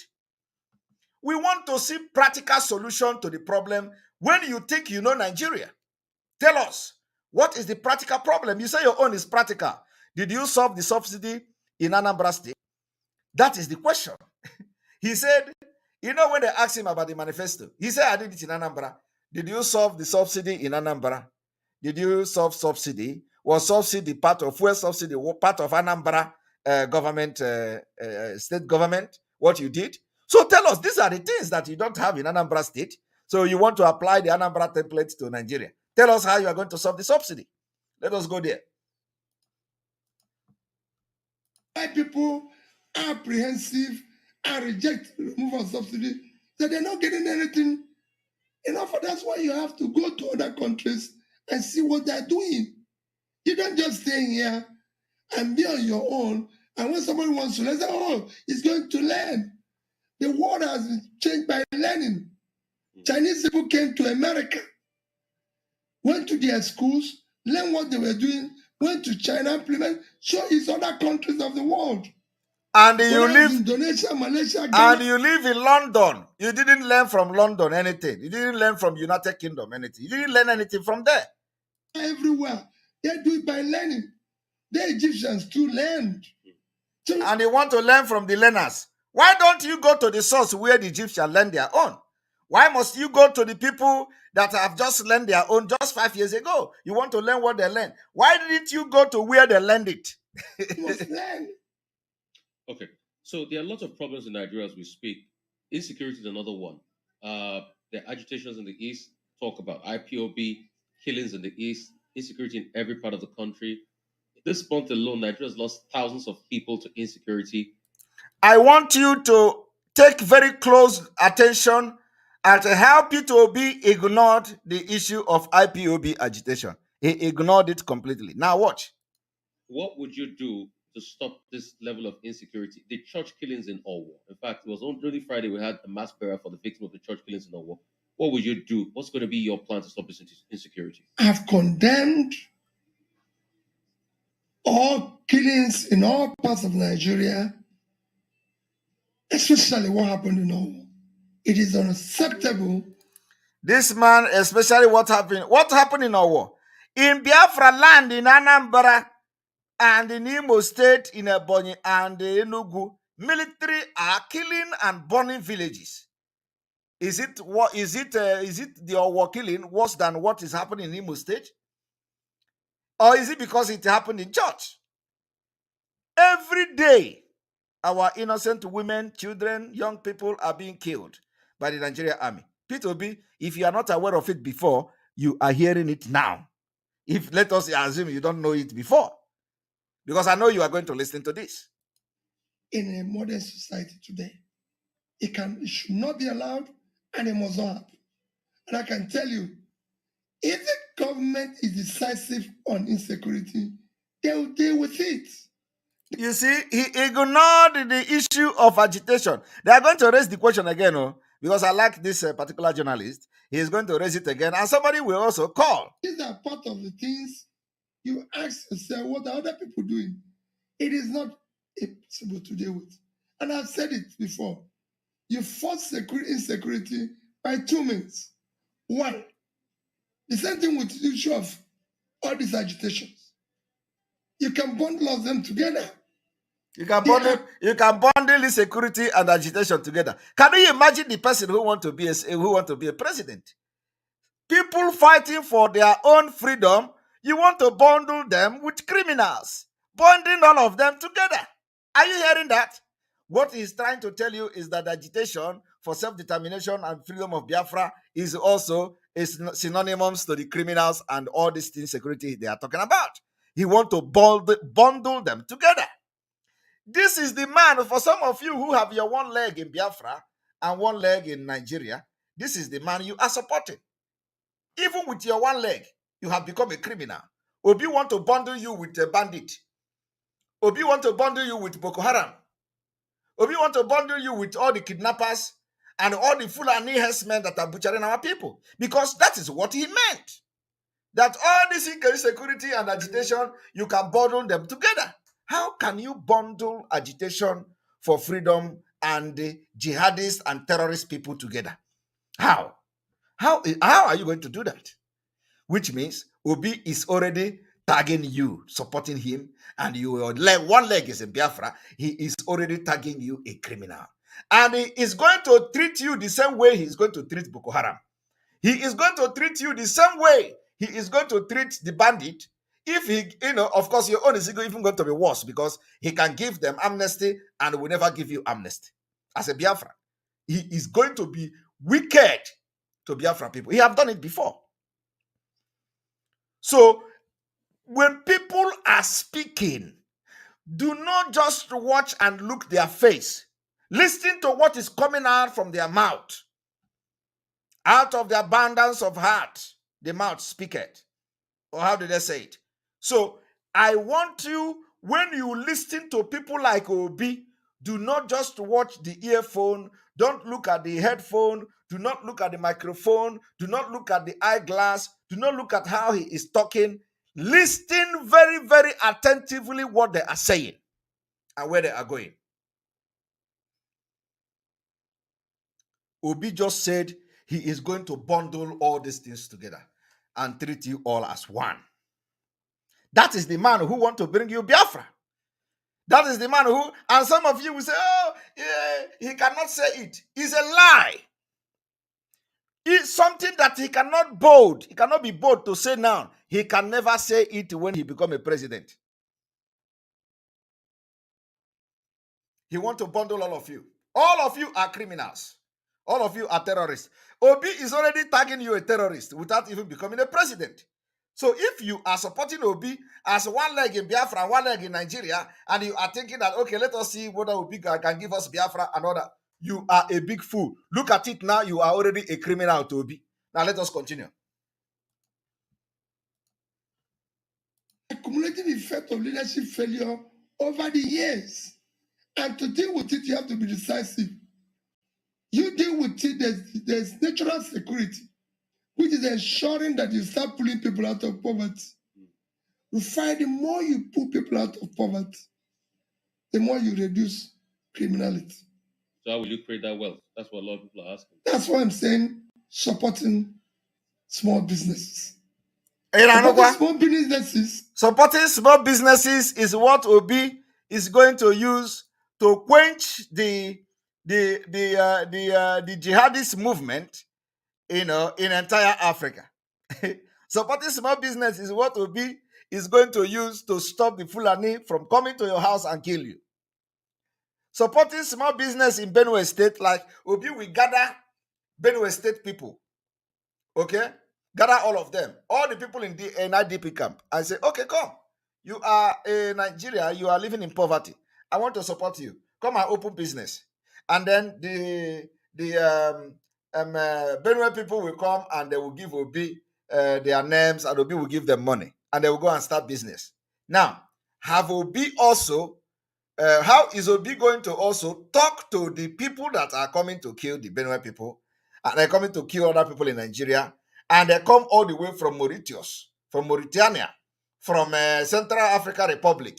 They come with AK-47, and they have one thing in mind, that they are coming to take over the land that belongs to them. They are not coming because they want to do business and they don't have the money. If Obi don't know, Obi cannot even afford to give them the money that will buy their chain bullet. The chain bullet they used to come to kill our people.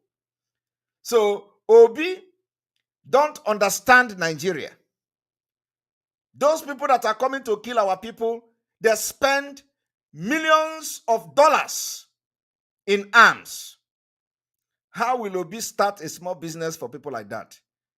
Is this, did they tell you that their problem is a business? You see, this is the thing that, sometimes when we are hearing these people, we are just tired of hearing them. Because the problem of Nigeria is deeper, more superior problem, bigger than Obi. The problem of Nigeria is bigger than Obi intellectual capacity. That is why he is fumbling like this. That is why he cannot provide solution to anything. He can't answer any question because Nigeria is bigger than him. In fact, I have said in the past, even 100 of Obi combined together, bring their brain, mix all of them, the 100 of Obi cannot answer question about Nigeria. I am telling you the fact. So you must begin to ask question. How will this man govern Nigeria? And why are you supporting him? Do you think you have supported him wrongly? Because we have just started this broadcast and you are going to see something that will shock you. Again, from my studies, even from what I studied, it comes from you providing power. A lot of small businesses need power to function. So you do that. And like I said, I can say comfortably sitting here that I know what they did. I know how to get it. So you're going to solve power problem in 5 years once you get in. I said, fine. I'm not going to waste everybody's time. This is a Sunday. Hi. Every day I pray my rosary. What I ask God is, if you know I'm not going to start solving this problem, don't allow me to get there. So tell us, how are you going to solve it? It's a simple question. Tell us you are going to do, as you are calculating how you are going to do the economy, as you are calculating how you sold the government lodge to save money for Anambra. You do this one, you put money in Anambra University, and for that reason, you think that was the reason because you put 5 billion, according to you. I think about 5 billion naira or so. You gave them 5 billion, and you say, no governor have done it before. And you believe that for that reason, the Anambra State University is not on strike. Okay? So it's the only university that is not on strike, according to you. So which means you did something, you gave them money, and that money is working according to you. Now, the question is, since you are now explaining how you did it in Anambra, tell us how you are going to solve this particular energy problem in 5 years. As simple. It is not I will do it. Yes, everybody have said I will do it. Fashola said I will do it. Every other person before says Fashola. Tell us, we want to know how the one step to another. How are you going to do this thing? It is not I will. Because everybody will say I will. Even Lai Mohammed will say I will. So, but we want you to tell us how you are going to do it as a president. Practical. You say you believe in practical. You don't believe in when it comes to president of Nigeria, you don't believe in paper. You don't believe in manifesto. You believe in practical. So tell us practical. How are you going to solve this energy problem? You cannot, because you have nothing to offer. Absolutely nothing.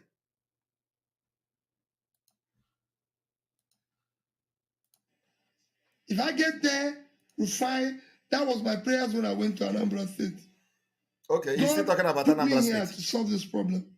And when I got there, everywhere, villages I went, there are no road, no bridge, short road and bridge. Connected everywhere. Solve the education. Dealt with this issue of poverty. But some of your opposition people too in Anambra say, "Oh, you didn't do so much." Okay. Anybody can say anything. Let us go on break. Let us go on break. Fellow Nigerian, in search of excellence for Africa, my mission remains to create awareness, advance practical solutions, and transform mindsets via case studies. Together, let's midwife deliverance for our race, country, and continent. Please share this video. I am Dr. Israel Noyaram Davidson. Thank you. In 2001, US-led forces overthrew a Taliban-led Afghan government following the 9/11 attacks led by the Al-Qaeda leader Osama bin Laden. For the next 20 years, the US and allies enforced democratic ideals, built up Afghan security forces, and provided operational air cover. The Taliban continued to attacks. Now, eventually, under President Trump, the US promised to pull out if the Taliban agreed to stop attacks and hosting terrorist groups. Today, the Taliban militants have declared Islamic Emirate of Afghanistan and overrun most of the country at lightning speed with little or no resistance from the 300,000 US trained and heavily equipped Afghan forces.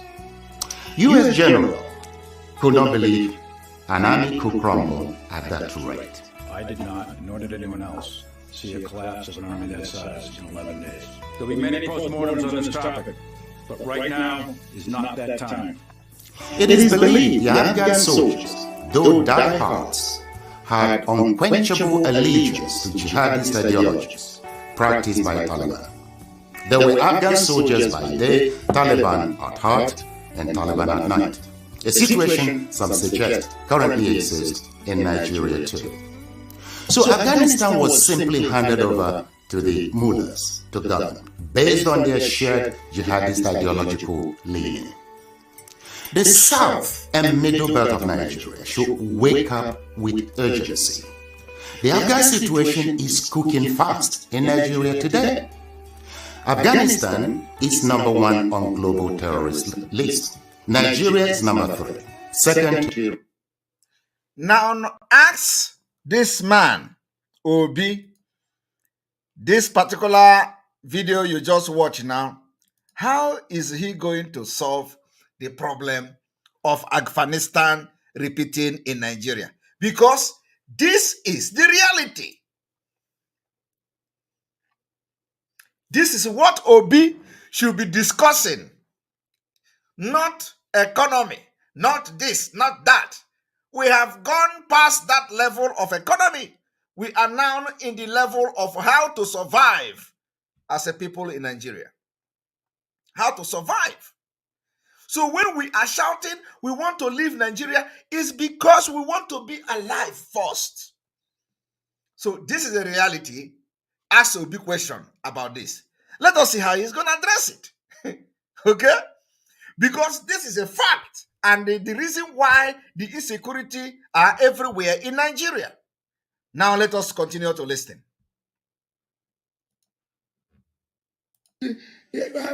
Anybody can say anything, but I'm just telling you that I took education from number 26 to number 1. He's still talking about taking education. Yes, you can see it. There was no single school of nursing.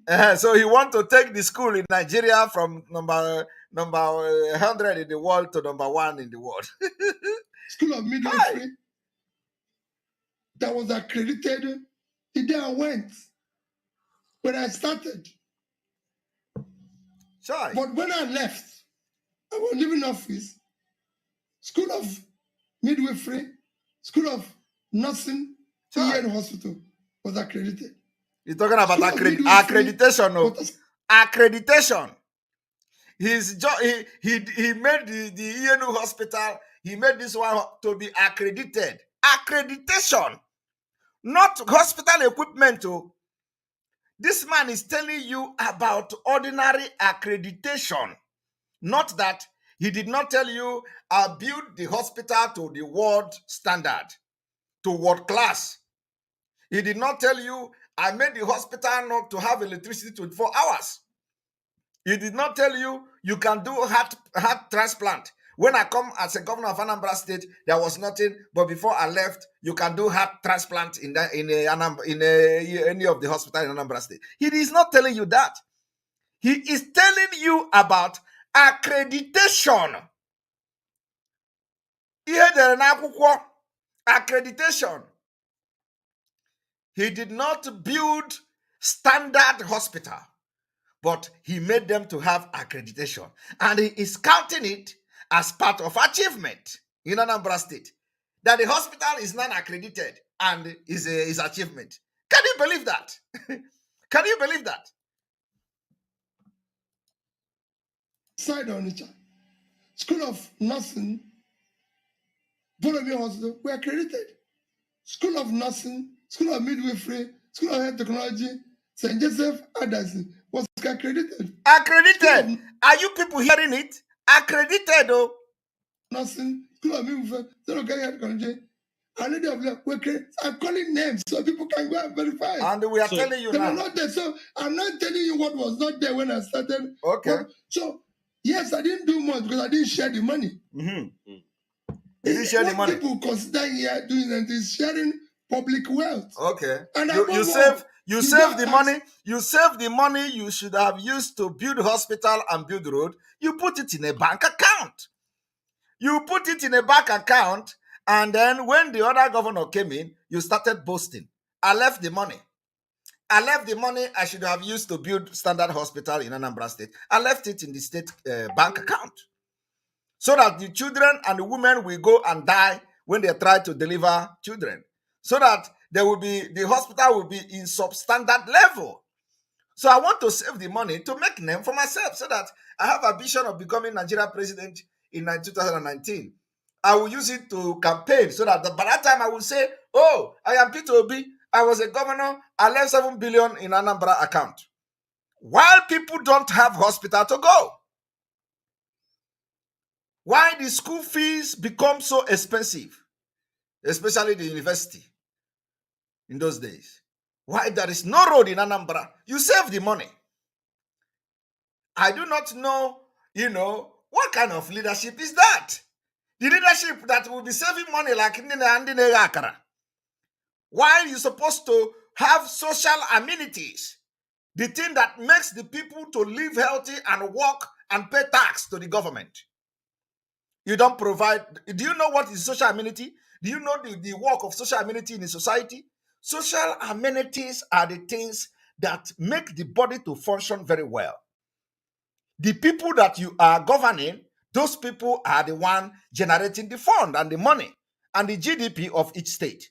They have to be in good health to be able to pay tax and make money and pay tax. So if you did not build social amenities, hospitals, good road that will put these people in good shape, then why are you calling yourself a leader? I am teaching you today because I did not come to learn from Egypt. I am in one of the best countries in the world. One of the best countries. It is not a mount. I'm telling you the fact. I am a product of one of the best countries in the world. We do not talk, we talk based on fact and figures.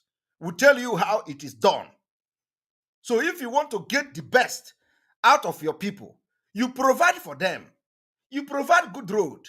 You provide electricity. You provide hospital. You build social amenities. You build gym, recreational centers, sports centers, he built it for them. Because by doing that, they will live good life, they will live healthy, and work and generate money. You cannot just be receiving, when they generate the money and then you put the money, you keep it, you are saving it. You want to make history of somebody who kept 7 billion in account. It doesn't make sense.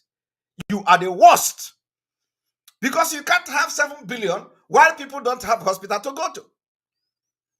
You can't have 7 billion while the primary school in Anambra, the roof, when rain fall, the children are running away from the class.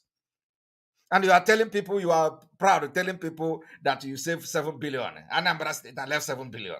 Why? There is nothing to show for your leadership other than I brought the education from number 26 to number 1. Jesus Christ. And you want to use that to tell us or tell the people that you are deceiving how you are going to be Nigeria president. What a shame. I had 35 billion worth of outstanding gratuities and pension. Okay. I cleared it. Okay. Those who received it are there. If you go there, they celebrate. I live in Anambra State today. All right. That's where I live, and people see me every day. Okay. Because I was able to do that. Because an achievement. I left 75 billion. Okay. Okay. I left 75 billion. I didn't hear it. It is an achievement. He said he left 75 billion. Asking in all of this, the exact way you solve, what particularly. And the one thing about this whole thing is that the journalists know that Obi is not making any sense. The journalists know that Obi have not made any single sense. In fact, Obi is a disgrace to Indigbo. And I'm telling you the fact. And upon all these things he was talking, he has never said anything. He has never made any sense how he's going to rule Nigeria. And the journalists continue to ask, tell us, how are you going to rule Nigeria? Now, listen to him again. Listen to the interviewer. Because I was able to do that. And above all, I left 75 billion. Okay. But people are asking in all of this, the exact way you solve, what particularly would you do to solve the insecurity problem? Okay, again, they ask him. Groups, increase number of soldiers. Completely. Let me tell you. All right. The police, police, for example, listen, for 200 million, you have about 300 something. Yeah, less than 400,000. Thank you. Okay. Nigeria needs at least 1 million police. So you increase to 1 million police if you get completely. Are you hearing that? Obi believe that Nigeria need 1 million police. He think that this particular police now is too small. That is how ignorant Obi is about Nigeria. Obi don't know the existence of the Fulani terrorists in Nigeria police, in Nigeria army. Obi don't know that the Nigeria army have Boko Haram in them and that they are killing themselves when they get caught. Obi do not know that the Nigeria army are being ambushed every day in the north and they kill our people because the Boko Haram members within them are giving information to Boko Haram and they will go and wait for them on the road and kill them. So Obi do not know the problem of Nigeria. So, but the question now is that how will Obi now solve the problem of the Boko Haram in Nigeria army? Okay? How will Obi solve the problem of the Boko Haram members in Nigeria army? How will he solve that? Because that is the dangerous diversity in Nigeria army. Making it possible for people to be kidnapped in Biafra land and the military are there just a few hundred meters away. Obi don't know this. Because I will say he don't know, because if he knows, he should tell us. So he is ignorant of Nigeria. He thinks that if bringing 1 million police is going to solve the problem. He thinks that bringing 1 million soldiers is going to be a problem. So this particular utterance alone shows you that Obi is going to even be worse than what you see today. When you see military everywhere in Biafra land, Obi, he become a president of Nigeria, it's going to be the worst. In fact, if Obi become a president of Nigeria, and SARS will come back. This SARS, because he said he need more police. Why the people that are supporting Obi don't want police? They don't want SARS again. Obi is telling them that he called them third force. Obi is telling them, oh, if you vote me, support me, so that when I become president, I am going to recruit 1 million policemen to continue to molest the people carrying laptop. Of course, he said no police should be molesting people carrying the laptop sometime, as this particular broadcast goes on. But he want to policize the entire Nigeria. And then he will also want to militarize the entire Nigeria for recruiting more military and more police. He want to make it 1 million. Jesus Christ, what a concombu. who is saying that? What a concombility. All right, let us continue. Would you support state police? Would you restructure Nigeria? Would you take it back to the former old regional system where the center doesn't have power and it's about the regions? No. When you talk about restructure, you're talking about state police.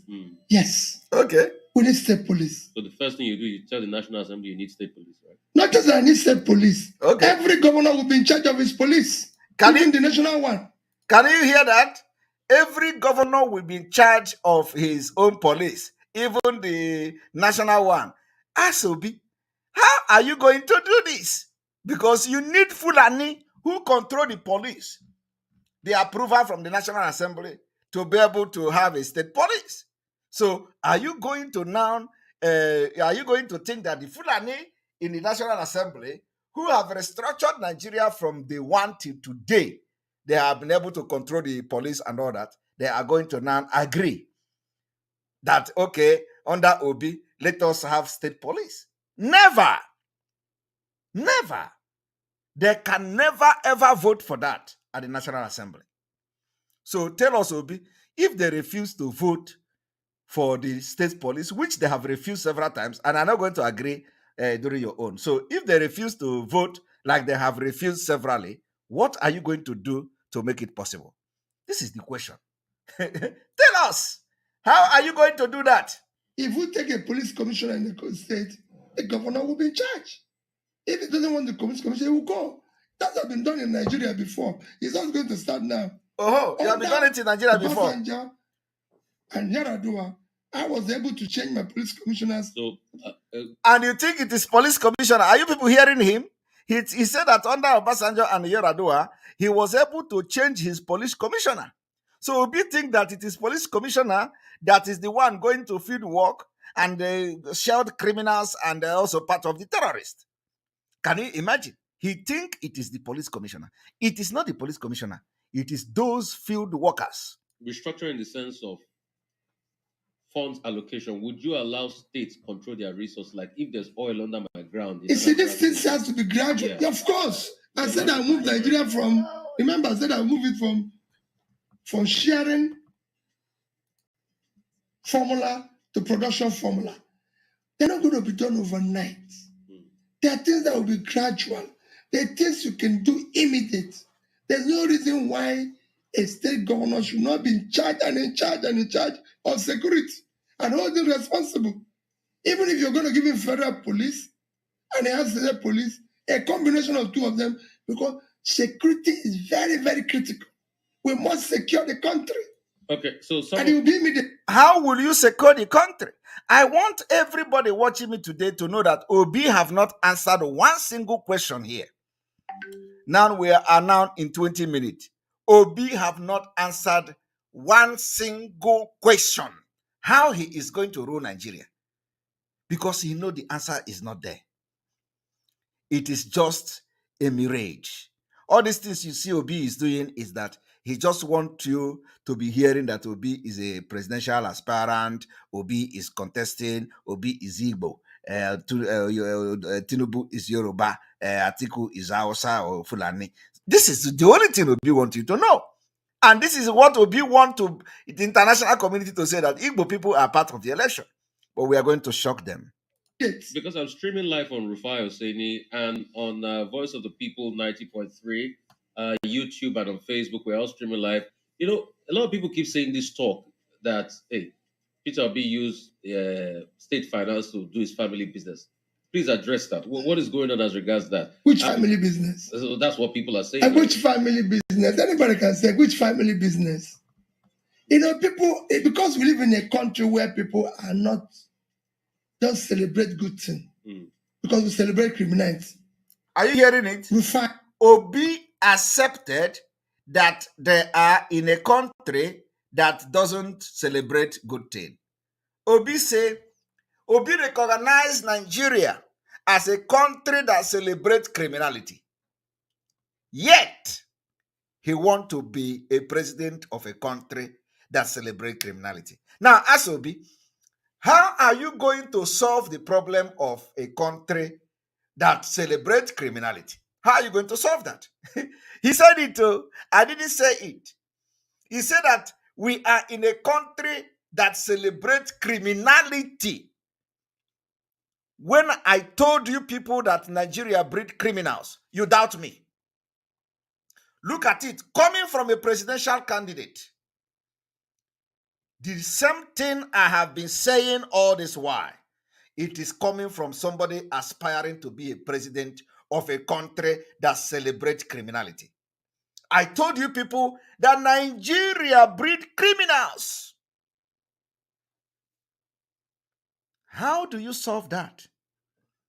It is as a result of the dangerous diversity. Today, Obi have confirmed it. He have confirmed it that Nigeria breed criminals, that they celebrate criminality. Yet, he is not worried and bothered. He want to now, validate this particular country that celebrate criminality by getting involved in the election instead of demanding. And when you talk now, he will say, oh, I want to be a president so that I will solve the problem. Okay? That is what he's going to tell you, right? I want to make me a president so that I will make Nigeria to be a country that will not celebrate criminality. Now, ask him, how will you do that? He will not answer you. Okay? He will not answer you. But we want answers. Tell us, how will you make Nigeria not to celebrate criminality? Which family business? Can they call one family business? They just tell you all sorts of things. No criminal leaves what he can steal. No criminal. That's why even if you go to church, they tell you to protect your phone. Rufai, I left almost 100 billion. When I have the powers to take it, in any other country, I have the highest award. That is what you are targeting. Award in the UK. That is what you targeted. Anywhere, but because this is a criminalized country. Are you people hearing it? He is still saying this is a criminalized country. Are you people hearing it? He's saying because this is a criminal country, and Obi want to go and start dealing with the criminals at the National Assembly. Obi want to go to the presidency to become a president, and he will be directly dealing with the criminals at the National Assembly. I don't know whether you people understand what is going on here. This man branded Nigeria as criminal country.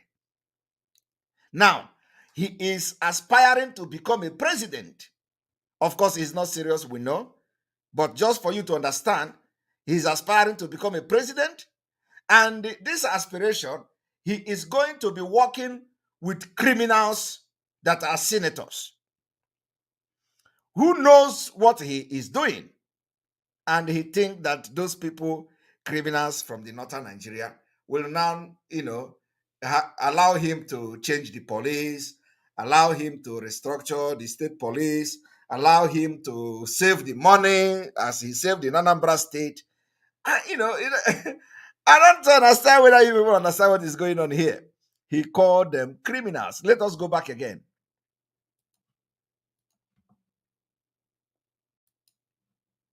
They tell you to protect your phone. Rufai, I left almost 100 billion. When I have the powers to take it, in any other country, I have the highest award. I have the Queen's Award in the UK. Okay. I have it anywhere. But because this is a criminalized country, Okay. nobody will celebrate it. Mm-hmm. Shut. He said this is a criminalized country, nobody will celebrate it. The same way they are not going to allow you to do anything in Nigeria because you claim you are pure. You are not a criminal. You are not a criminal. You don't have any business to involve yourself in a federal government election that involve criminals. So how are you going to be the only sane and the claim man in the midst of criminals and you want to make an impact? It is not possible. Obi knows the truth. He knows that Nigeria is a criminalized country. He knows that Nigeria are criminals. He knows that the leaders are criminals. He knows that the government themselves are involved in criminality.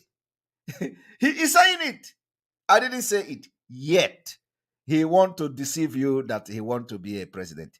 And all the questions they have asked him, where is your manifesto? There is no manifesto. The one that is going to shock all of you now is that when they are going to ask him about structure, let us go there. Only one governor, apart from Yaradua, who left 5 billion. Now they live with debts and they celebrate them. Look at the amount of money people are borrowing today. I didn't borrow one kobo. Later left dollars and everything. I saw somebody yesterday. He told me he's the managing director of NIPP. And I said, yes, I invested $59 million in this exercise. So which family business? Every business I was doing, if anything, my family business, everything collapsed because I went to do God. My own business collapsed. Where was I? Before I became governor, I was chairman of Fidelity Bank. I was director in Ghana Express Bank. I was a director in 3 banks. And I'm there by virtue of my investment. I was owing 10% of each of those facilities. I hope you people are understanding what this man is saying. This man is saying that he was a director of 3 banks. He was a director of 3 banks. And he became director of these 3 banks because of his investment, not because he is qualified to be a director of the bank. Not because he is experienced to be director of the bank. At least I know that he's educated. I know that he's experienced. But he did not mention education. He did not mention economic, expert. He did not mention experience. He said because of his investment. Do you get it now? The same will be answered in this particular interview. They say, are you going to favor your friends? Are you going to give a position to your friends to compensate them? He said no. He is not going to do that. He is going to give a position based on merit and those who are competent. But he is a product of the same incompetency and nepotism. He's a product. He became a director of a bank or banks just because of his investment. I want you people to listen. Do not just watch a video and go away. Let me open the deeper meanings of what you can watch in this video and you never see it. I am doing it now. It's a gift. Obi told you here that he became the director of banks based on the amount of investment he has in that bank, not because he qualified or not because he is the most qualified person to become the director of the bank. And in the same interview, he said he is not going to appoint people to compensate his friends. But this is as a result, he is a product of the same thing he said he's not going to do. How is that possible? I just want you people to understand the person you are dealing with. And anybody that stands on the way of Biafra, we will bring you to the level we will bring you and beat you with experience. Let us continue. And I said, yes, I invested $59 million in this exercise. So which family business? Every business I was doing, if anything, my family business, everything collapsed because I went to do God. My own business collapsed. Where was I? Before I became governor, I was chairman of Fidelity Bank. Listen, he was chairman of Fidelity Bank. I was director in Ghana Express Bank. He was director in Ghana Express Bank. I was a director in 3 banks. He was a director in 3 banks. And I'm there by virtue of my investment. And he was there by virtue of his investment, not by experience, not by profession, not by any other thing or competence, but because by the virtue of his investment in those banks, he became director. I was owning 10% of each of those facilities. Because of the 10% ownership of the facilities, he became the director. Before I became governor. Before he became governor. He said a track record. Okay. The track record is that there are people who are more qualified to be director of those banks, but because of the ownership of 10%, they made him director. Is that not corruption? What I was doing, I can go on and show you businesses I was doing. Okay. Before I became governor, I'm a colored man. Okay. Living in England. All right. And he lived in England. He could not learn anything from England. He has to go to Egypt. Because of the attitude of Obi, you will understand Obi knows nothing. For Obi to have said that he became a director of banks just because of his investment, not because of his qualification, not because of he has experience, not because he can do it, just because of the investment. Money bought Obi a directorship in a bank. That is why he cannot he don't even know how to organize his own campaign. He went to Egypt from London. Can you understand? That is more of a Fulani behavior. That is not Igbo. Igbo man doesn't behave like that. Igbo man goes for the best. The spirit of Ndi Igbo is we always go for the best. We cannot come from London and go to Egypt. Hi, who does that?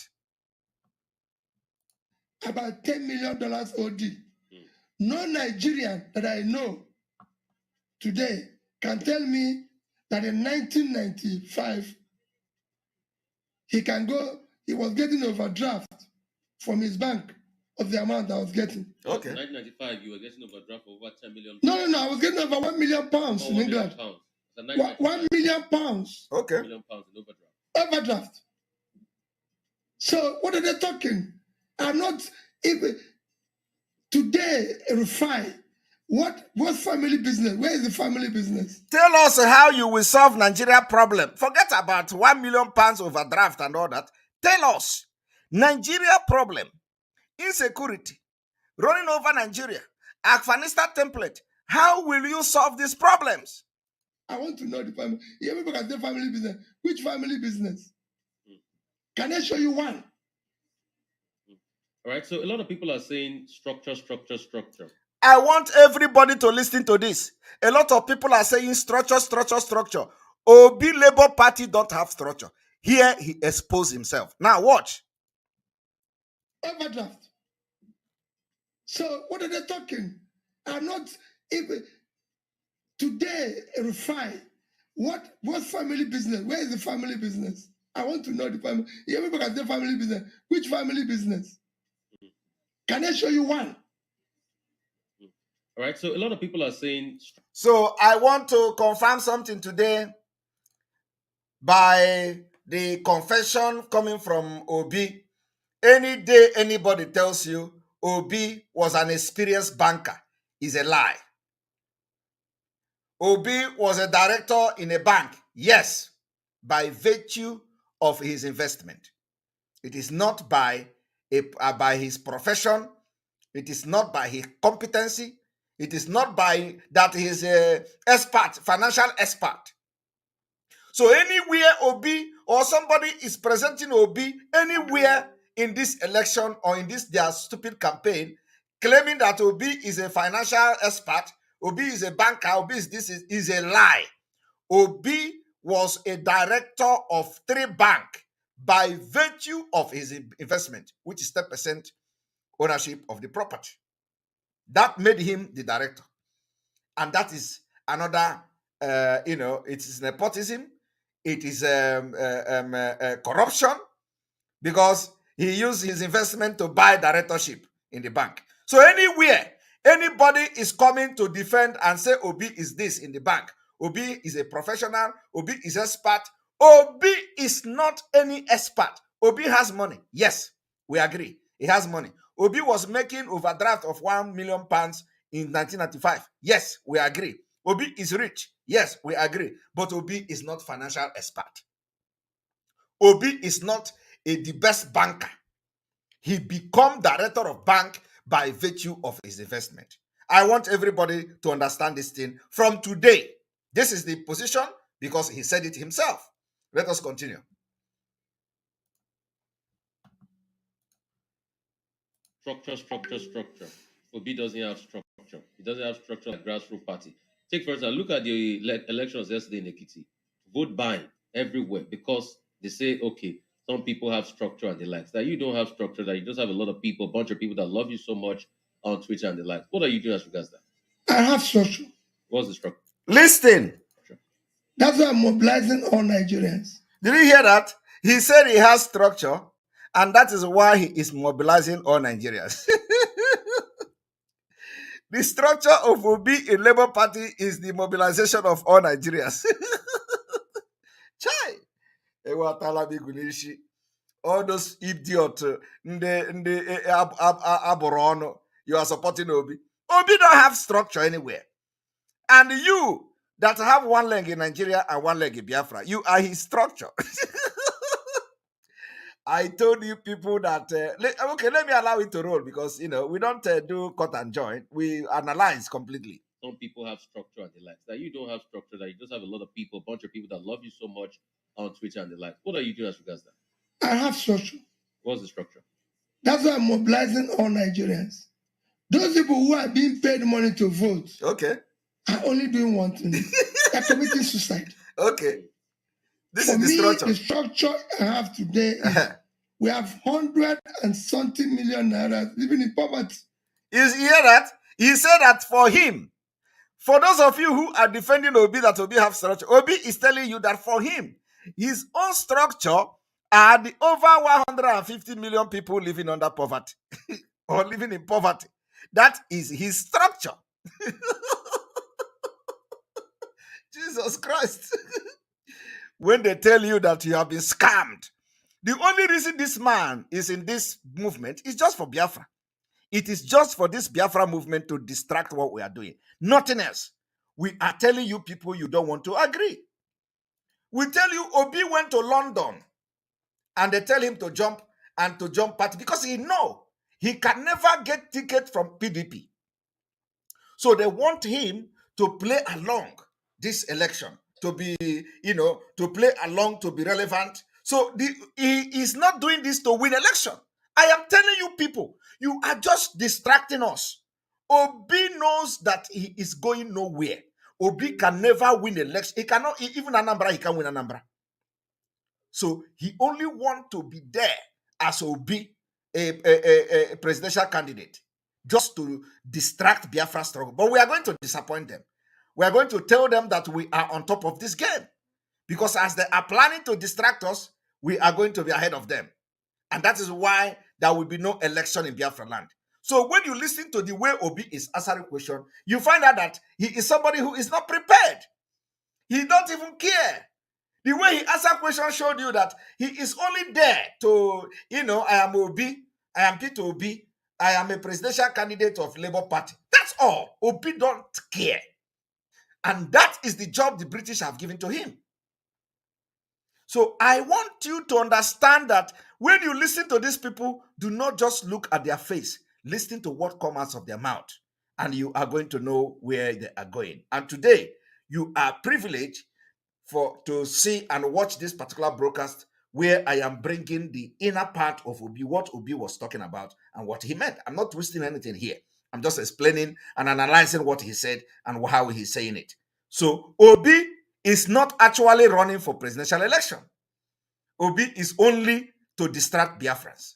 and to make Biafran part of this election. That's all. So now listen to how Obi is going to address the issue of structure. And remember, the structure they are asking him now is the Labour Party. Obi is not telling you that the structure he have is 150 million poor people in Nigeria. Can you imagine that? Obi don't have office in the north. When we say it, you think it's a lie. Obi do not have one office in the north.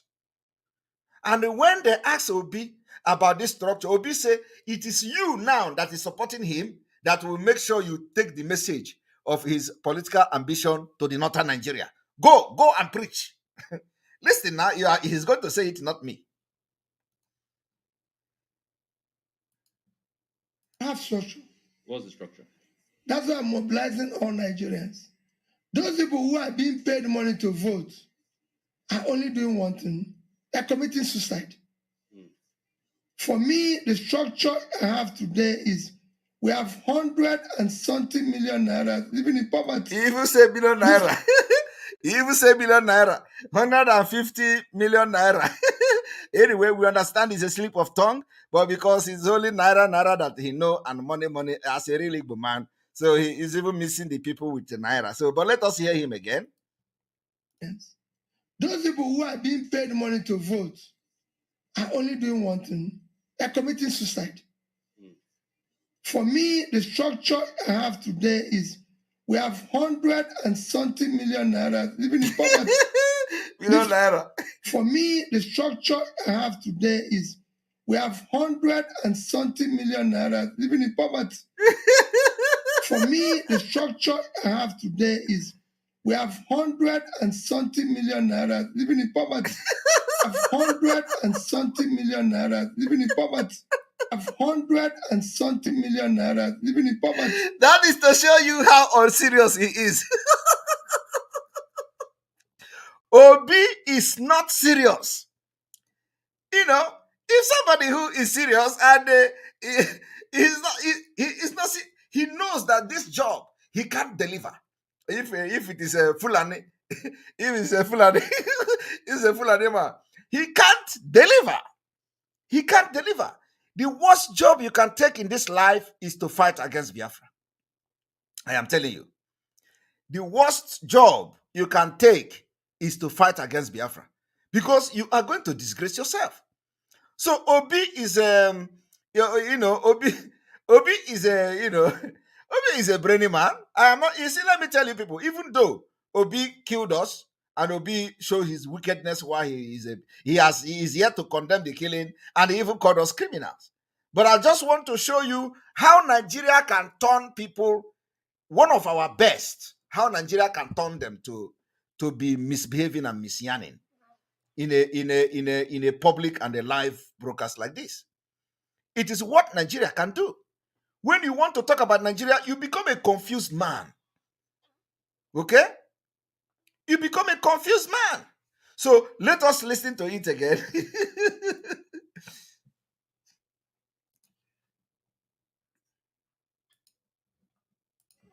For me, the structure I have today is we have 100-something million naira living in poverty.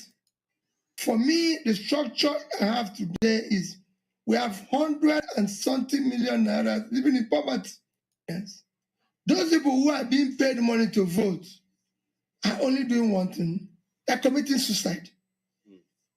For me, the structure I have today is we have 100-something million naira living in poverty. For me, the structure I have today is we have 100-something million naira living in poverty. And let me reiterate again and say it that Obi have shown how unserious he is and how he is not even fighting to become a president and how he have been stressed out because he is doing this thing, under duress. This particular campaign Obi is doing and is under duress. He is not himself. The structure is whether do you want to continue living in poverty or do you want to save your life? The structure is those unemployed youths. Are you hearing it? Labor don't have structure. The structure are the unemployed youth that are being arrested every day That they are being arrested every day, you are Obi structure. For owning a laptop. For owning a laptop, you are Obi structure. If you are arrested tomorrow for owning a laptop, you have become Obi structure. When other countries are giving their people laptop, okay, you want to continue in this circumstance. Okay. Those people who are being owed pension and gratuity, okay, and are coming every 4 years to give you 10,000, 5,000, do you want to continue like that? Okay. Or do you want your gratuity and pension paid as and when due? The lecturers who are not paid, the students who are not in school, it is for them to decide. Okay, that's the structure of. You are talking about what I did. Okay. You heard somebody saying that the only university that is not shut down today is Anambra State University because of what Peter Obi did. You gave them money. That's what they were going to do. All right. They have a school. Okay. It's an abomination in a country that did not meet up to a quarter of high school intake to shut it down for months. Oh my goodness. Oh my goodness. Look at. I mean, a lot of questions are coming in. And please, you can send your questions. You can say to the WhatsApp number 0700 903 903. You people should listen. Oh, this is the man they are talking about. We're streaming also Voice of the People on YouTube, Voice of the People 90.3 on Facebook. Lots of questions. Let me make it very clear. I have no apology whatsoever for what I am doing to Obi today. And any day Obi take a U-turn to realize that we are fighting a just cause, that Nigeria is a country that will kill us if we don't kill it first. Any day Obi turn around and repent, I will change the narrative. So I am not I owe nobody apology for analyzing Obi and making him what he will become from tomorrow. Any day he turn around and realize that this Nigeria will destroy every integrity he has built, if there is any. Any day he realizes this and turn around to support a just cause for our people to live, I will change this narrative I am doing today. Questions are coming in. A lot of people are asking, about the candidacy of Peter Obi, vis-a-vis the political structures in Nigeria today. They say, this is the first time with Labour Party. In fact, I had Showore here last week, and Showore was saying things like, last election, Labour Party got 5,000 votes. That what would change with this time around? What will you say as regards that? Okay. And take, for example, people like Ebonyi State Governor Dave Umahi that said they will not vote for you in Ebonyi State. And people like Fadam Bakar that say because you don't give them money that you can't become president. Anyways, come out to apologize for that. No, let me tell you. I don't want to, for me, Fadam Bakar is an ordained priest of God. And as a priest, he remains my priest. And I will always respect and show my allegiance to the church. And whatever he says, I take it because he's my father. He's my father in faith. And I respect him any day. And he's my brother. I'm very close. That's my own decision. And whenever he says something wrong, I pray over it. If he says something right, I pray over it. So mine is prayers. And whatever he does, I love him. This is me because the priest of God. So despite all of that, you love Fadam Bakar? I don't have any problem with him. Whatever he says, I put it in prayers. If he says, I'm not going to be voted because I don't have money, my prayers is, may God make these people who are collecting money to vote to see reason why they should not do so. That's prayers. In fact, if I had traveled when he said that, if I was there, I would tell him, since you're seeing this, pray for me to overcome it. Because actually, that's what I tell to every pastor. I meet pastors every day who tell me, Peter, this is going to happen. I said, since you've seen it, let's pray that it doesn't happen. That's one. Two, I don't want to make comment about other presidential candidates. But they are making about you. A lot of them are making about for me. Thank you very much, C. Ugomba, for that. Everything is prayer. You can imagine somebody who wants to fix Nigeria. When he He said Farabaka should pray over it. When he should go and start applying common sense to advice people are giving him, other pastors are giving him, he is telling them to pray over it. So when Boko Haram will come and attack Aso Rock, he will tell, he gather all the pastors, come and pray, and let the Holy Spirit cover Aso Rock with net and bulletproof. Chai, Arumel. It's just social media buzz. I'm not in business of making. My business is to say this is what I will do, and then judge me from where I was hired before. Of all the people who are contesting today, nobody, I can say categorically, comes with my background. Okay, background from Anambra State. I'm a businessman. Okay. A trader who started business small and built a business. I've been in the corporate world. I've been around. I've been governor. They have passed through the same trajectory. Let them show their record and say, we've trusted you with this. We find the problem in Nigeria is management of our resources. These people have all been entrusted with the resource management. It is not resource management, P2B. Problem of Nigeria is no longer resource management. The problem of Nigeria now is we are struggling to survive, to be alive. It is those who stay alive that will talk about resource management. So how are you going to make Nigerians to be alive and talk about the resource control or resource management? How are you going to secure the life of the people in Benue State? How are you going to secure the life of the people in Southern Kaduna? How are you going to secure the life of people in Borno? How are you going to secure the life of people in Biafra land? Do the what land in a war? How are you going to secure the life of the people? They manage it. So it's not for you to come and say, oh, you're a gentleman, you're a nice man, you're a kind man, and everything. But you were entrusted with public resource. What did you do with it? That's all. Tell us how you manage it, and then we can entrust you with more. Especially now we don't have anything. We need a manager of resources who can deal with these issues and be able to pull our country out of the brink. You don't go when you have a financial and economic crisis. You go and hire a musician or hire a nice man. No, this is not time to hire people who are gentle. What is the problem of the country? You have millions of people who don't know where the next meal will come from.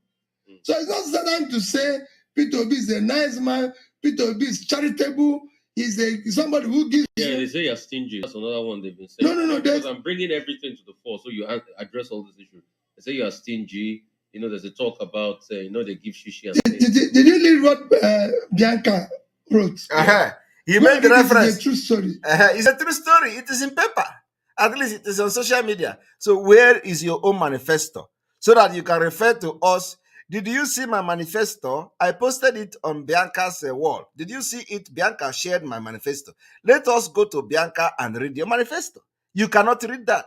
You can't make reference to your manifesto. But you are making reference to the response of Bianca to your stinginess. I've given away more money than all these who give away money. What I don't do is that I have allergy for money being wrongly spent, public or private. I don't spend money carelessly. I spend it for what it is used. And people can see it. And it has nothing to do with anybody. It has to do with my own, even my family. Everybody knows. If you call my wife today, will tell you, Peter will not buy this. Peter will not do this. Peter will not do this. I have a young man who traveled to Rwanda this morning. I was supposed to. This is the story of Obi. Every story of Obi is about how he saved money, how somebody want to pay for hotel, how he went to Abuja, they put him in 10,000 hotel, and he said no. Every story of Obi, Obi don't know that Nigeria is bigger than all this nonsense he is talking about. Travel with him, but I had to cancel because of them. I had a travel he was going to travel today, and he said to me, Oga, I booked your hotel in so and so place, but they said it's $1,500 a night. I said, no way. I'm only just paying to sleep. How can you do a thing like that? Where are you staying? He told me he's staying in a hotel where he's paying $300, $250, $300. I said, is it not bed that they have? They said, bed. I said, so am I going to? So why will I pay 5 times more for the same thing you're going to sleep? Is it not the same? And it's a good hotel. And so I don't, money is meant to be used for something that is useful, not for any other thing. You read Bianca's thing, how I got to America. We were going for dinner. He asked me, that he took me to a place. Okay, he's talking Nice. about Bianca. It's my wife of my boss, so I see her as my mother. So he took me to a shop as the mother would take his son. And when he got there, the wife of my leader. And when I got there, we saw a suit for $300,800. And I told her, I said, what for? It's just a suit. Am I going to wear the price tag on it? We go to another place, bought one good one for less than $250, and I went to the same place, and nobody said notice. Everybody still told me, you have got a good suit. But when I was leaving, he told me about somebody who didn't have problem. So I gave him the difference between the suit I bought and the one we saw. Because that money was meant for that purpose. Okay. So that's what it is. Okay. I've been to, in the past, since I left government, in fact, I've been to over 200 secondary schools, hospitals, and everything. Sokoto, Nasarawa, Kogi, everywhere, giving schools computer money. That's what it is meant for. Okay. Talking about schools. School is on strike. ASU is on strike. What would you do to end ASU strike permanently? I said it earlier. It shouldn't be. Let me tell you. They have agreement with 2009 with government. I never renegated on any agreement. If you must renege, you negotiate it. If, for example, federal government agreed 2009, that was the same time I had the same issue, and we negotiated. They came to me and said, this is the amount we need in our state university. I said, no, I can't afford it. This is what I can pay. And we have been paying it gradually. If the government of Nigeria have been paying that money, maybe not in full, but gradually, we won't be there. Are you hearing that? To sign an agreement, that's like what happens with our government. He has been paying it gradually. Listen, this man told you how he loved education. And he said he reached agreement with ASU. And they have been paying that money gradually. So if this man loves education and he knows that education is the thing that can turn everything upside, turn black to white and gold and everything.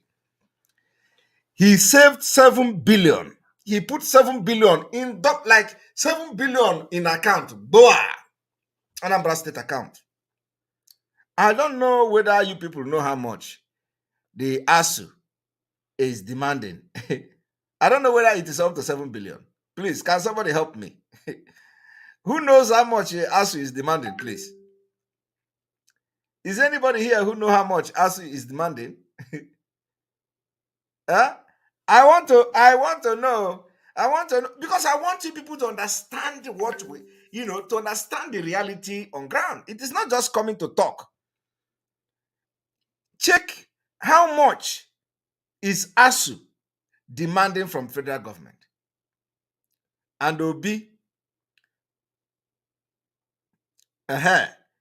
when dollar was 165 naira, yes. Please, how much was ASU demanding? He said 75 billion. He said that 75 billion was breeding, just stayed there, dormant there in the Anambra State account. So we want to know how much is ASU demanding. And this man could not pay ASU completely. Okay? He decided to be paying ASU small. Meanwhile, he has 75 billion somewhere. He could not pay ASU completely. and let him come today to say, during my time, I paid ASU completely. We want to know, I want people to understand that Obi mission is to make me be talking like this. Focus on Obi, distracting the Biafra, drawing some of you, the ignorant one, that don't know what you are going to know today and what you have come to know today, to start shouting Obi, Obi, Obi, Obi, Obi. Let us give Obi a chance. Oh, Obi will bring Mazi Nnamdi Kanu out. Mazi Nnamdi Kanu is going to come out. Without Obi,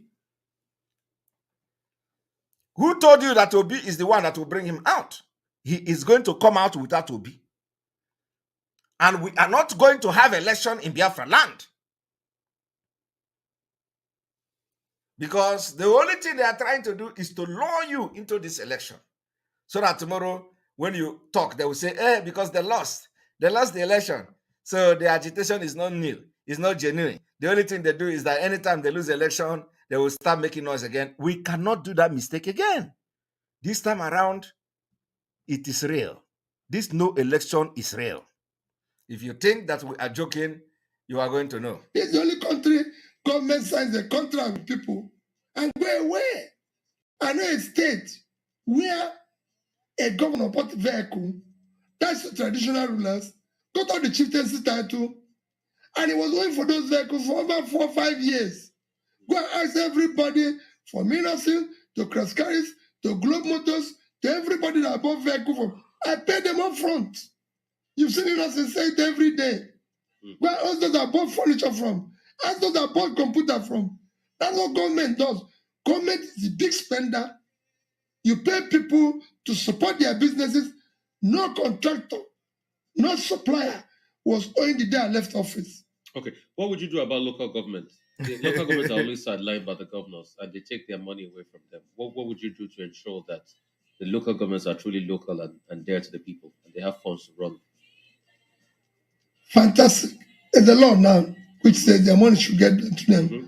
But also, as Steve mentioned, in talking about issue of structure, which we talk of federalism, is only 2 federating units, federal and state. Are you hearing it? Peter Obi is against the local government autonomy, which I understand. If it is coming from the context of the fact that the Fulani will not grab the land from the local government chairman, because these are the laws that I have made exposition before. So if it is that the local government chairman controls the land, then I am not supporting that. Of course, but that is till now, because from next year, we are not going to be saying the same thing. It is going to be a different ball game. But all this while, when they are talking about local government autonomy, if it has to be financial autonomy, is a different thing. But if it has to be a land where the local government chairman will control the land, so Peter Obi is also against the local government autonomy, and he told you that is already law, but he recognized only the federal and the state. We do it in such a way that the local government will exist and will be supported by direct financial support. If there's anything that's going to come from them in terms of whatever is going to be shared, they will get it. Mm-hmm. Okay. We also like to talk to you about this. See some questions people are asking. And in case you don't know, we're streaming live Voice of the People 90.3 FM. Go to YouTube, just type Voice of the People 90.3 FM. You'll be able to watch us live here. We have a lot of people joining us. What some people are asking here is that they were Labour Party candidates in the Ekiti election. Why did you campaign for them? Okay. Very good question. Listen up. If I joined Labour, today is 19th of June. That means I've just been a Labour member for about 3 weeks. 3 weeks Labour member. I remember that.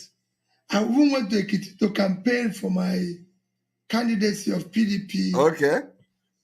Twice. Okay. And the Labour candidate, Labour did their primary.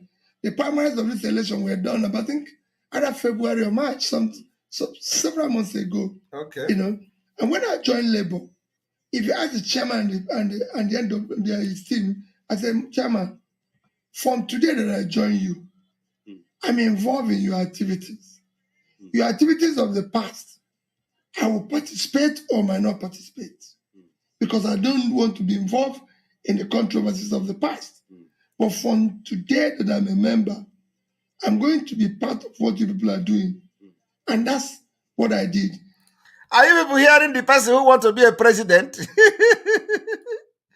This man said that he joined Labour Party, and the way he joined the Labour Party, he told the chairman that I am not part of your past, I am part of your present from the time I joined.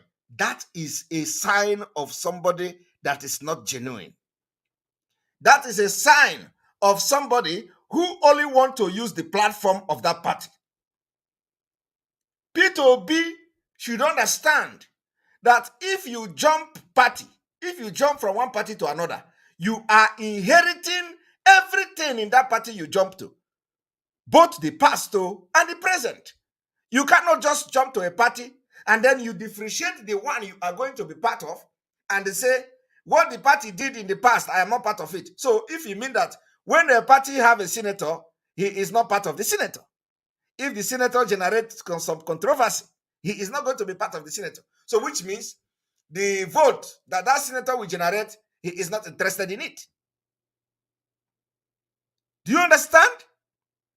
He just joined party 3 weeks ago and he wants to be the president from that party. It is only one thing.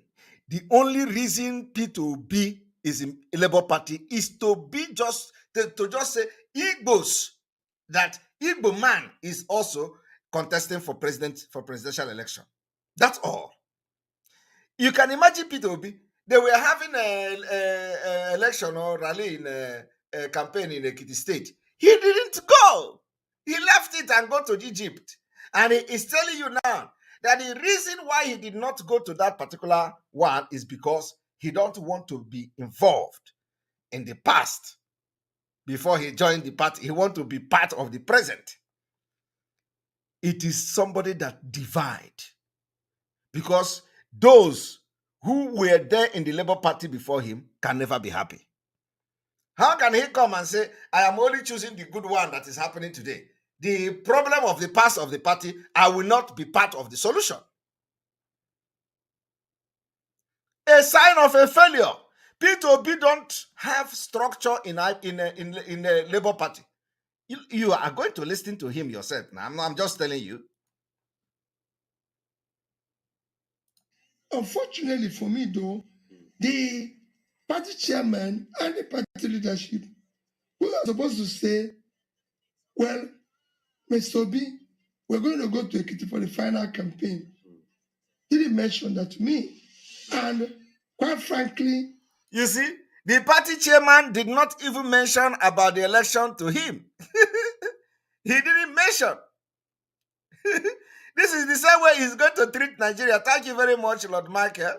This is the same way he will treat Nigerians, abandoning the past if he be president. What a laughable character. Thank you very much. He will abandon the past and tell you, oh, you just selected me now, so I am not going to be part of your problem. The Fulanization of Nigeria, I'm not part of it. The Sharia law, I'm not part of it. Boko Haram did not start now, so deal with it. I'm going to continue to deal with the IPOB.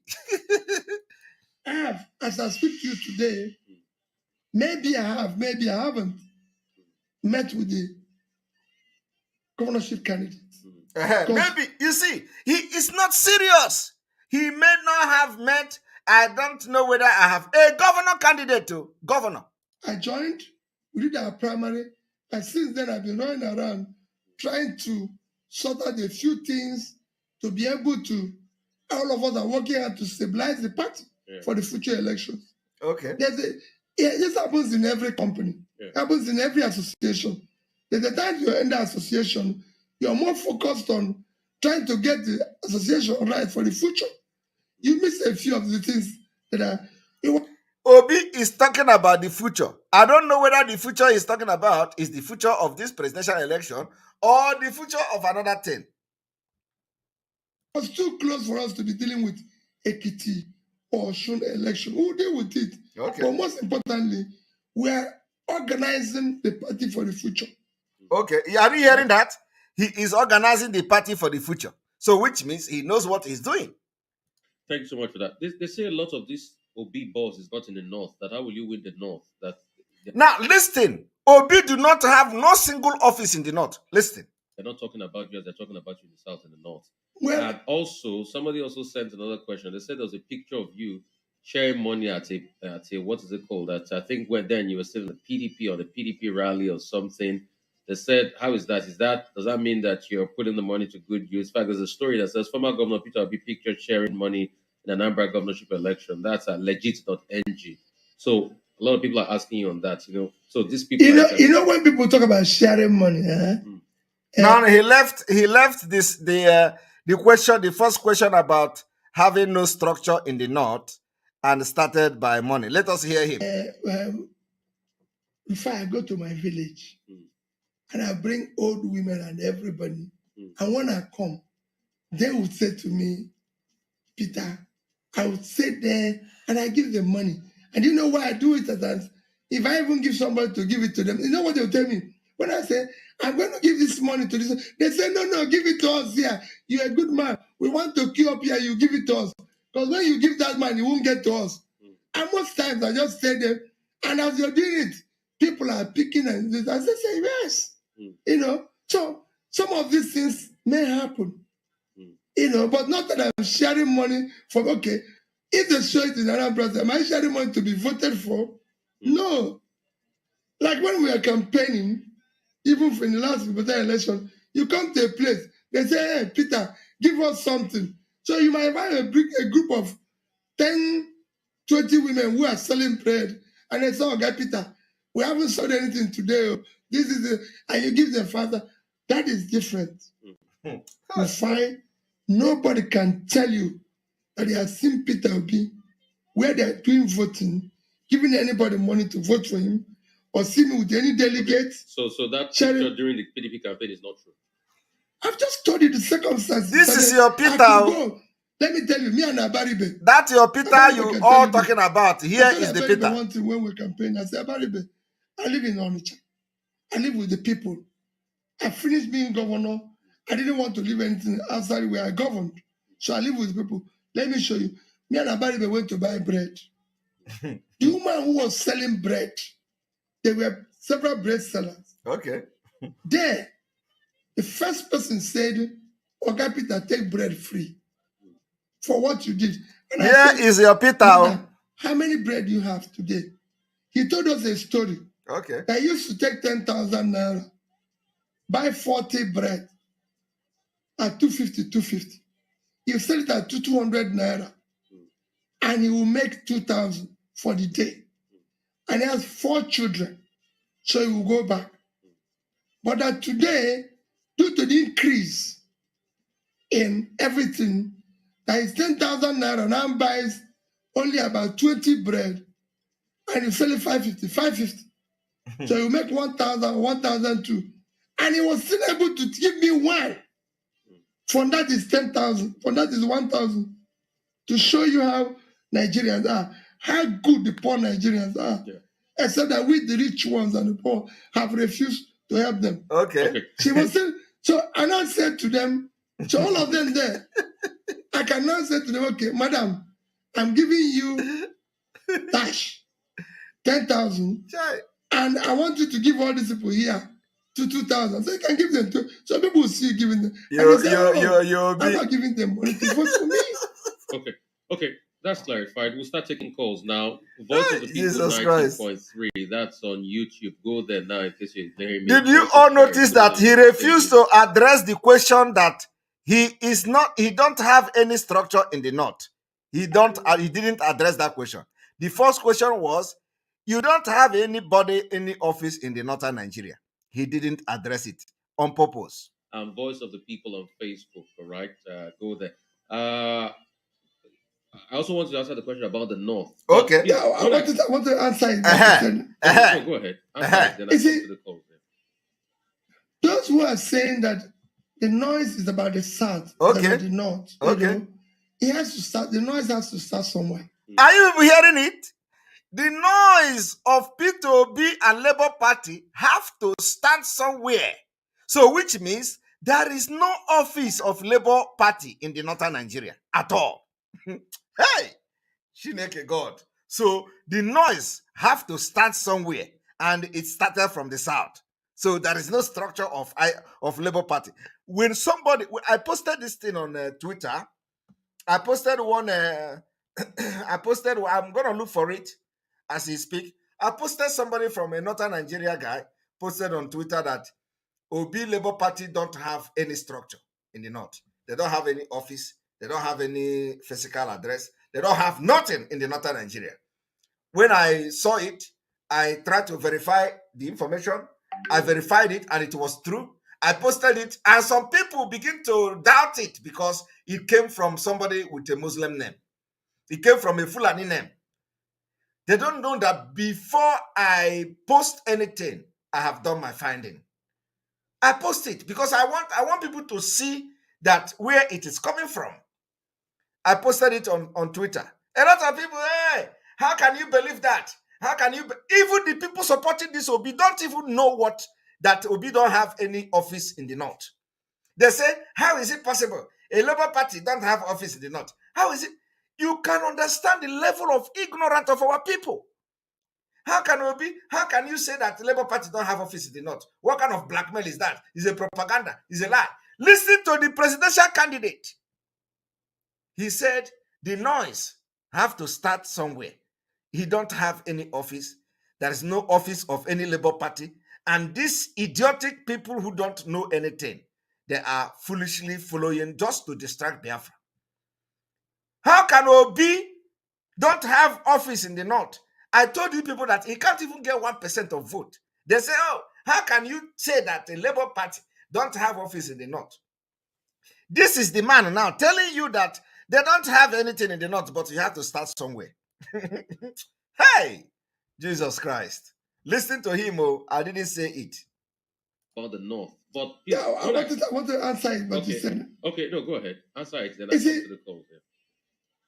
Those who are saying that the noise is about the south, is about the north, it has to start, the noise has to start somewhere. Okay. The recognition has to start somewhere. Okay. We find nobody's recognized from everywhere at once. Okay. Are you hearing it? Those who play football that will celebrate, they start with the club somewhere.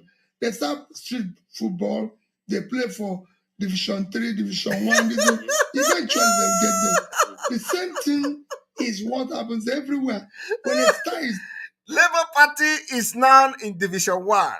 So Obi is using a football team to describe the Labour Party. So they are now, for those of you following Obi foolishly, because we told you people that this man is not ready for he is not contesting any election. And you were part of the Biafra movement. You hear Obi, oh, Obi is here. Obi is here. You are a fool. Obi is not telling you, oh, this movement is like a football team. We are playing Division 3. So they are not in Division 3. APC and PDP is playing Division 1. So you can understand that Obi have already told you that he is not contesting to win presidential election, because presidential election belongs to Division 1 team. Those who play in Division 1. Obi is telling you now that their Labour Party is playing Division 3. So, and it is step by step. We do not know whether before the 2023, they are going to upgrade to Division 2 before they can now go to Division 1. Hear it yourself. I didn't say it. Obi don't have no structure in the northern Nigeria, and they deceive you. It has to start, the noise has to start somewhere. The recognition has to start. Go there. I also want to answer the question about the north. But yeah, I want to answer it, but okay. You said. Okay, no, go ahead. Answer it, then I come to the close. Yeah. Those who are saying that the noise is about the south, is about the north, it has to start, the noise has to start somewhere. Okay. The recognition has to start somewhere. Okay. We find nobody's recognized from everywhere at once. Whether it starts, those who play football that will celebrate, they start with a club somewhere. Okay. They start street football. All right. They play for Division 3, Division 1. This one. Eventually, they'll get there. The same thing is what happens everywhere. All When right. a star is rising, it starts from somewhere. And you get, when the moon is coming, it starts from everything starts from somewhere. So it will not be a universal thing. All right. So if Peter Obi is known and celebrated in the South, Okay. the people in the South, and I'm asking the young one, to tell their colleagues in the North, Are you hearing this is it? a man who can solve this problem, Okay. and can do this or can do this. He is now advising you today that those of you in the South can now contact your friends in the North. He's advising you that some of you, the Biafrans that have one leg in Biafra struggle and allow P2B to deceive you and distract you, you can now begin to contact your friends in the North so that you can tell them about P2B. That is the structure of P2B. They have no single structure in the North. And for that reason, I am going to bring it to the screen. One moment. I want you to look at what, because our own is what they do in the show. This is the tweet of somebody called Bashir Ahmed that I shared on my wall. And this man say, did you know that Labour Party doesn't have an office in Kano? I want you to understand this. Did you know that Labour office did not have an office in Kano, a state with over 5 million registered voters? Not only that, the party doesn't have a single candidate in the whole 44 local government in the state. And the story is so very similar in at least 25 to 36 states and the FCT. When I posted this thing, the idiotic people, all these illiterates that are following P2B without verifying, or all of them. When I share this particular tweet, they came because they don't know that I have already verified it myself.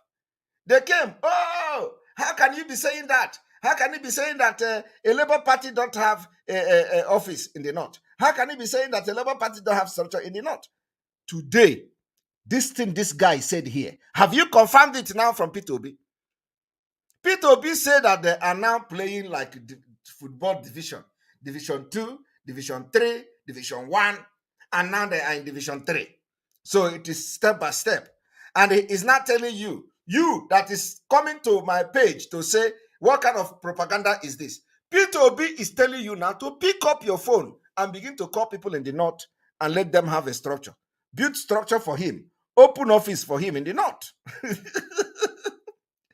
But I'm telling you that as far as this we are concerned, the factual and the fact available is that P2B and Labour Party do not have office in Kano. The same thing to other states, 25 states of the northern Nigeria and the Middle Belt. They don't have office. And so, all this noise is just to distract you and to make it look as if Biafrans are divided. To make it look as if Biafrans are divided. Let me tell you, I don't have any personal issue with P2B. If Biafra come today, Biafra is going to unite us.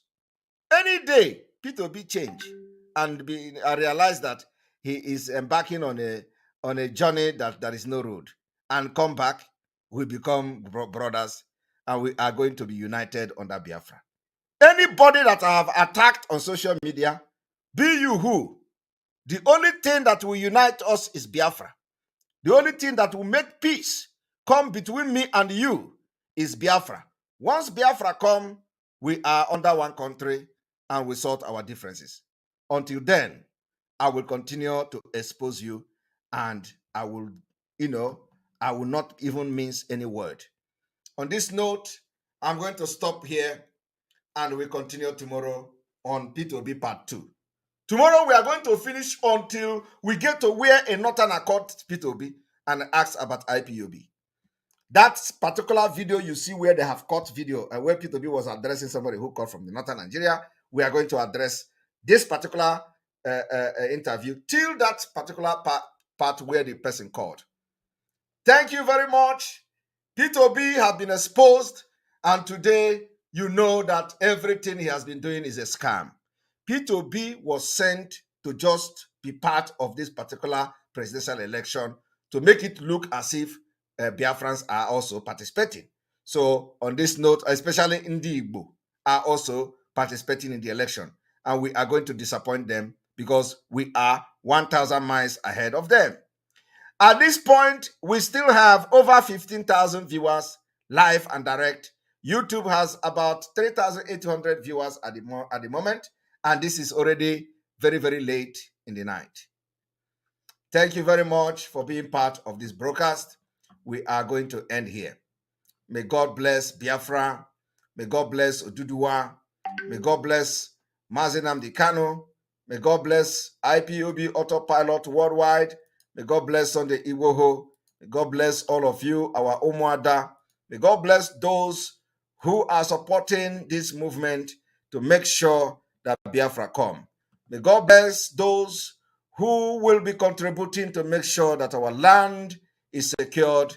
May God bless those who will be joining our 100 men and women.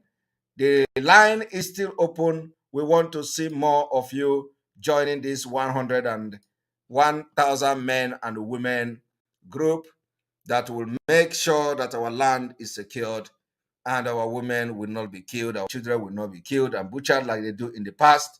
So I want to thank you all this evening, and tomorrow we are going to continue from where we stopped today. From here, from me, is good evening.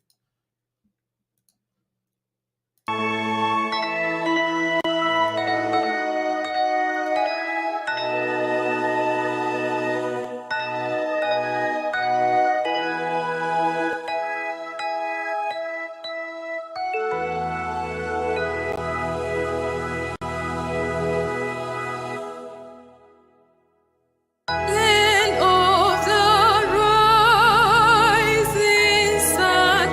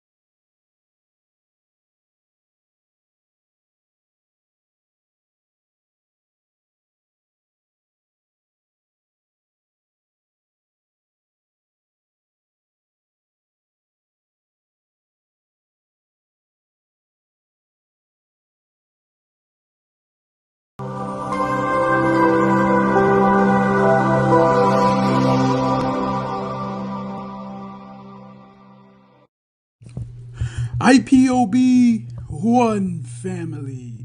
Biafrans all over the world, if we want safety and security for our people, then let's continue to support Eastern Security Network. All donations are welcome. No contribution is too small or too large.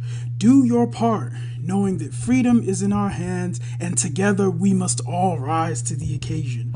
Go to our website to make your contribution, www.ipobinUSA.org/donate. And remember that freedom is not free, but together we restore it. Farm by farm, forest by forest, house by house, and street by street.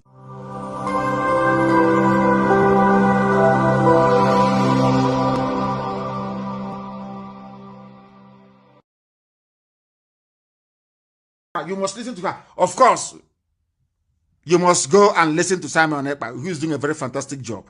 Very great job that Simon Ekpa is doing. Very, very, absolutely fantastic job that he's doing. You must listen to him and share his videos accordingly. Very, very important. He is bringing a new dimension to this very awareness that we are making, and you must listen to him. Very, very important.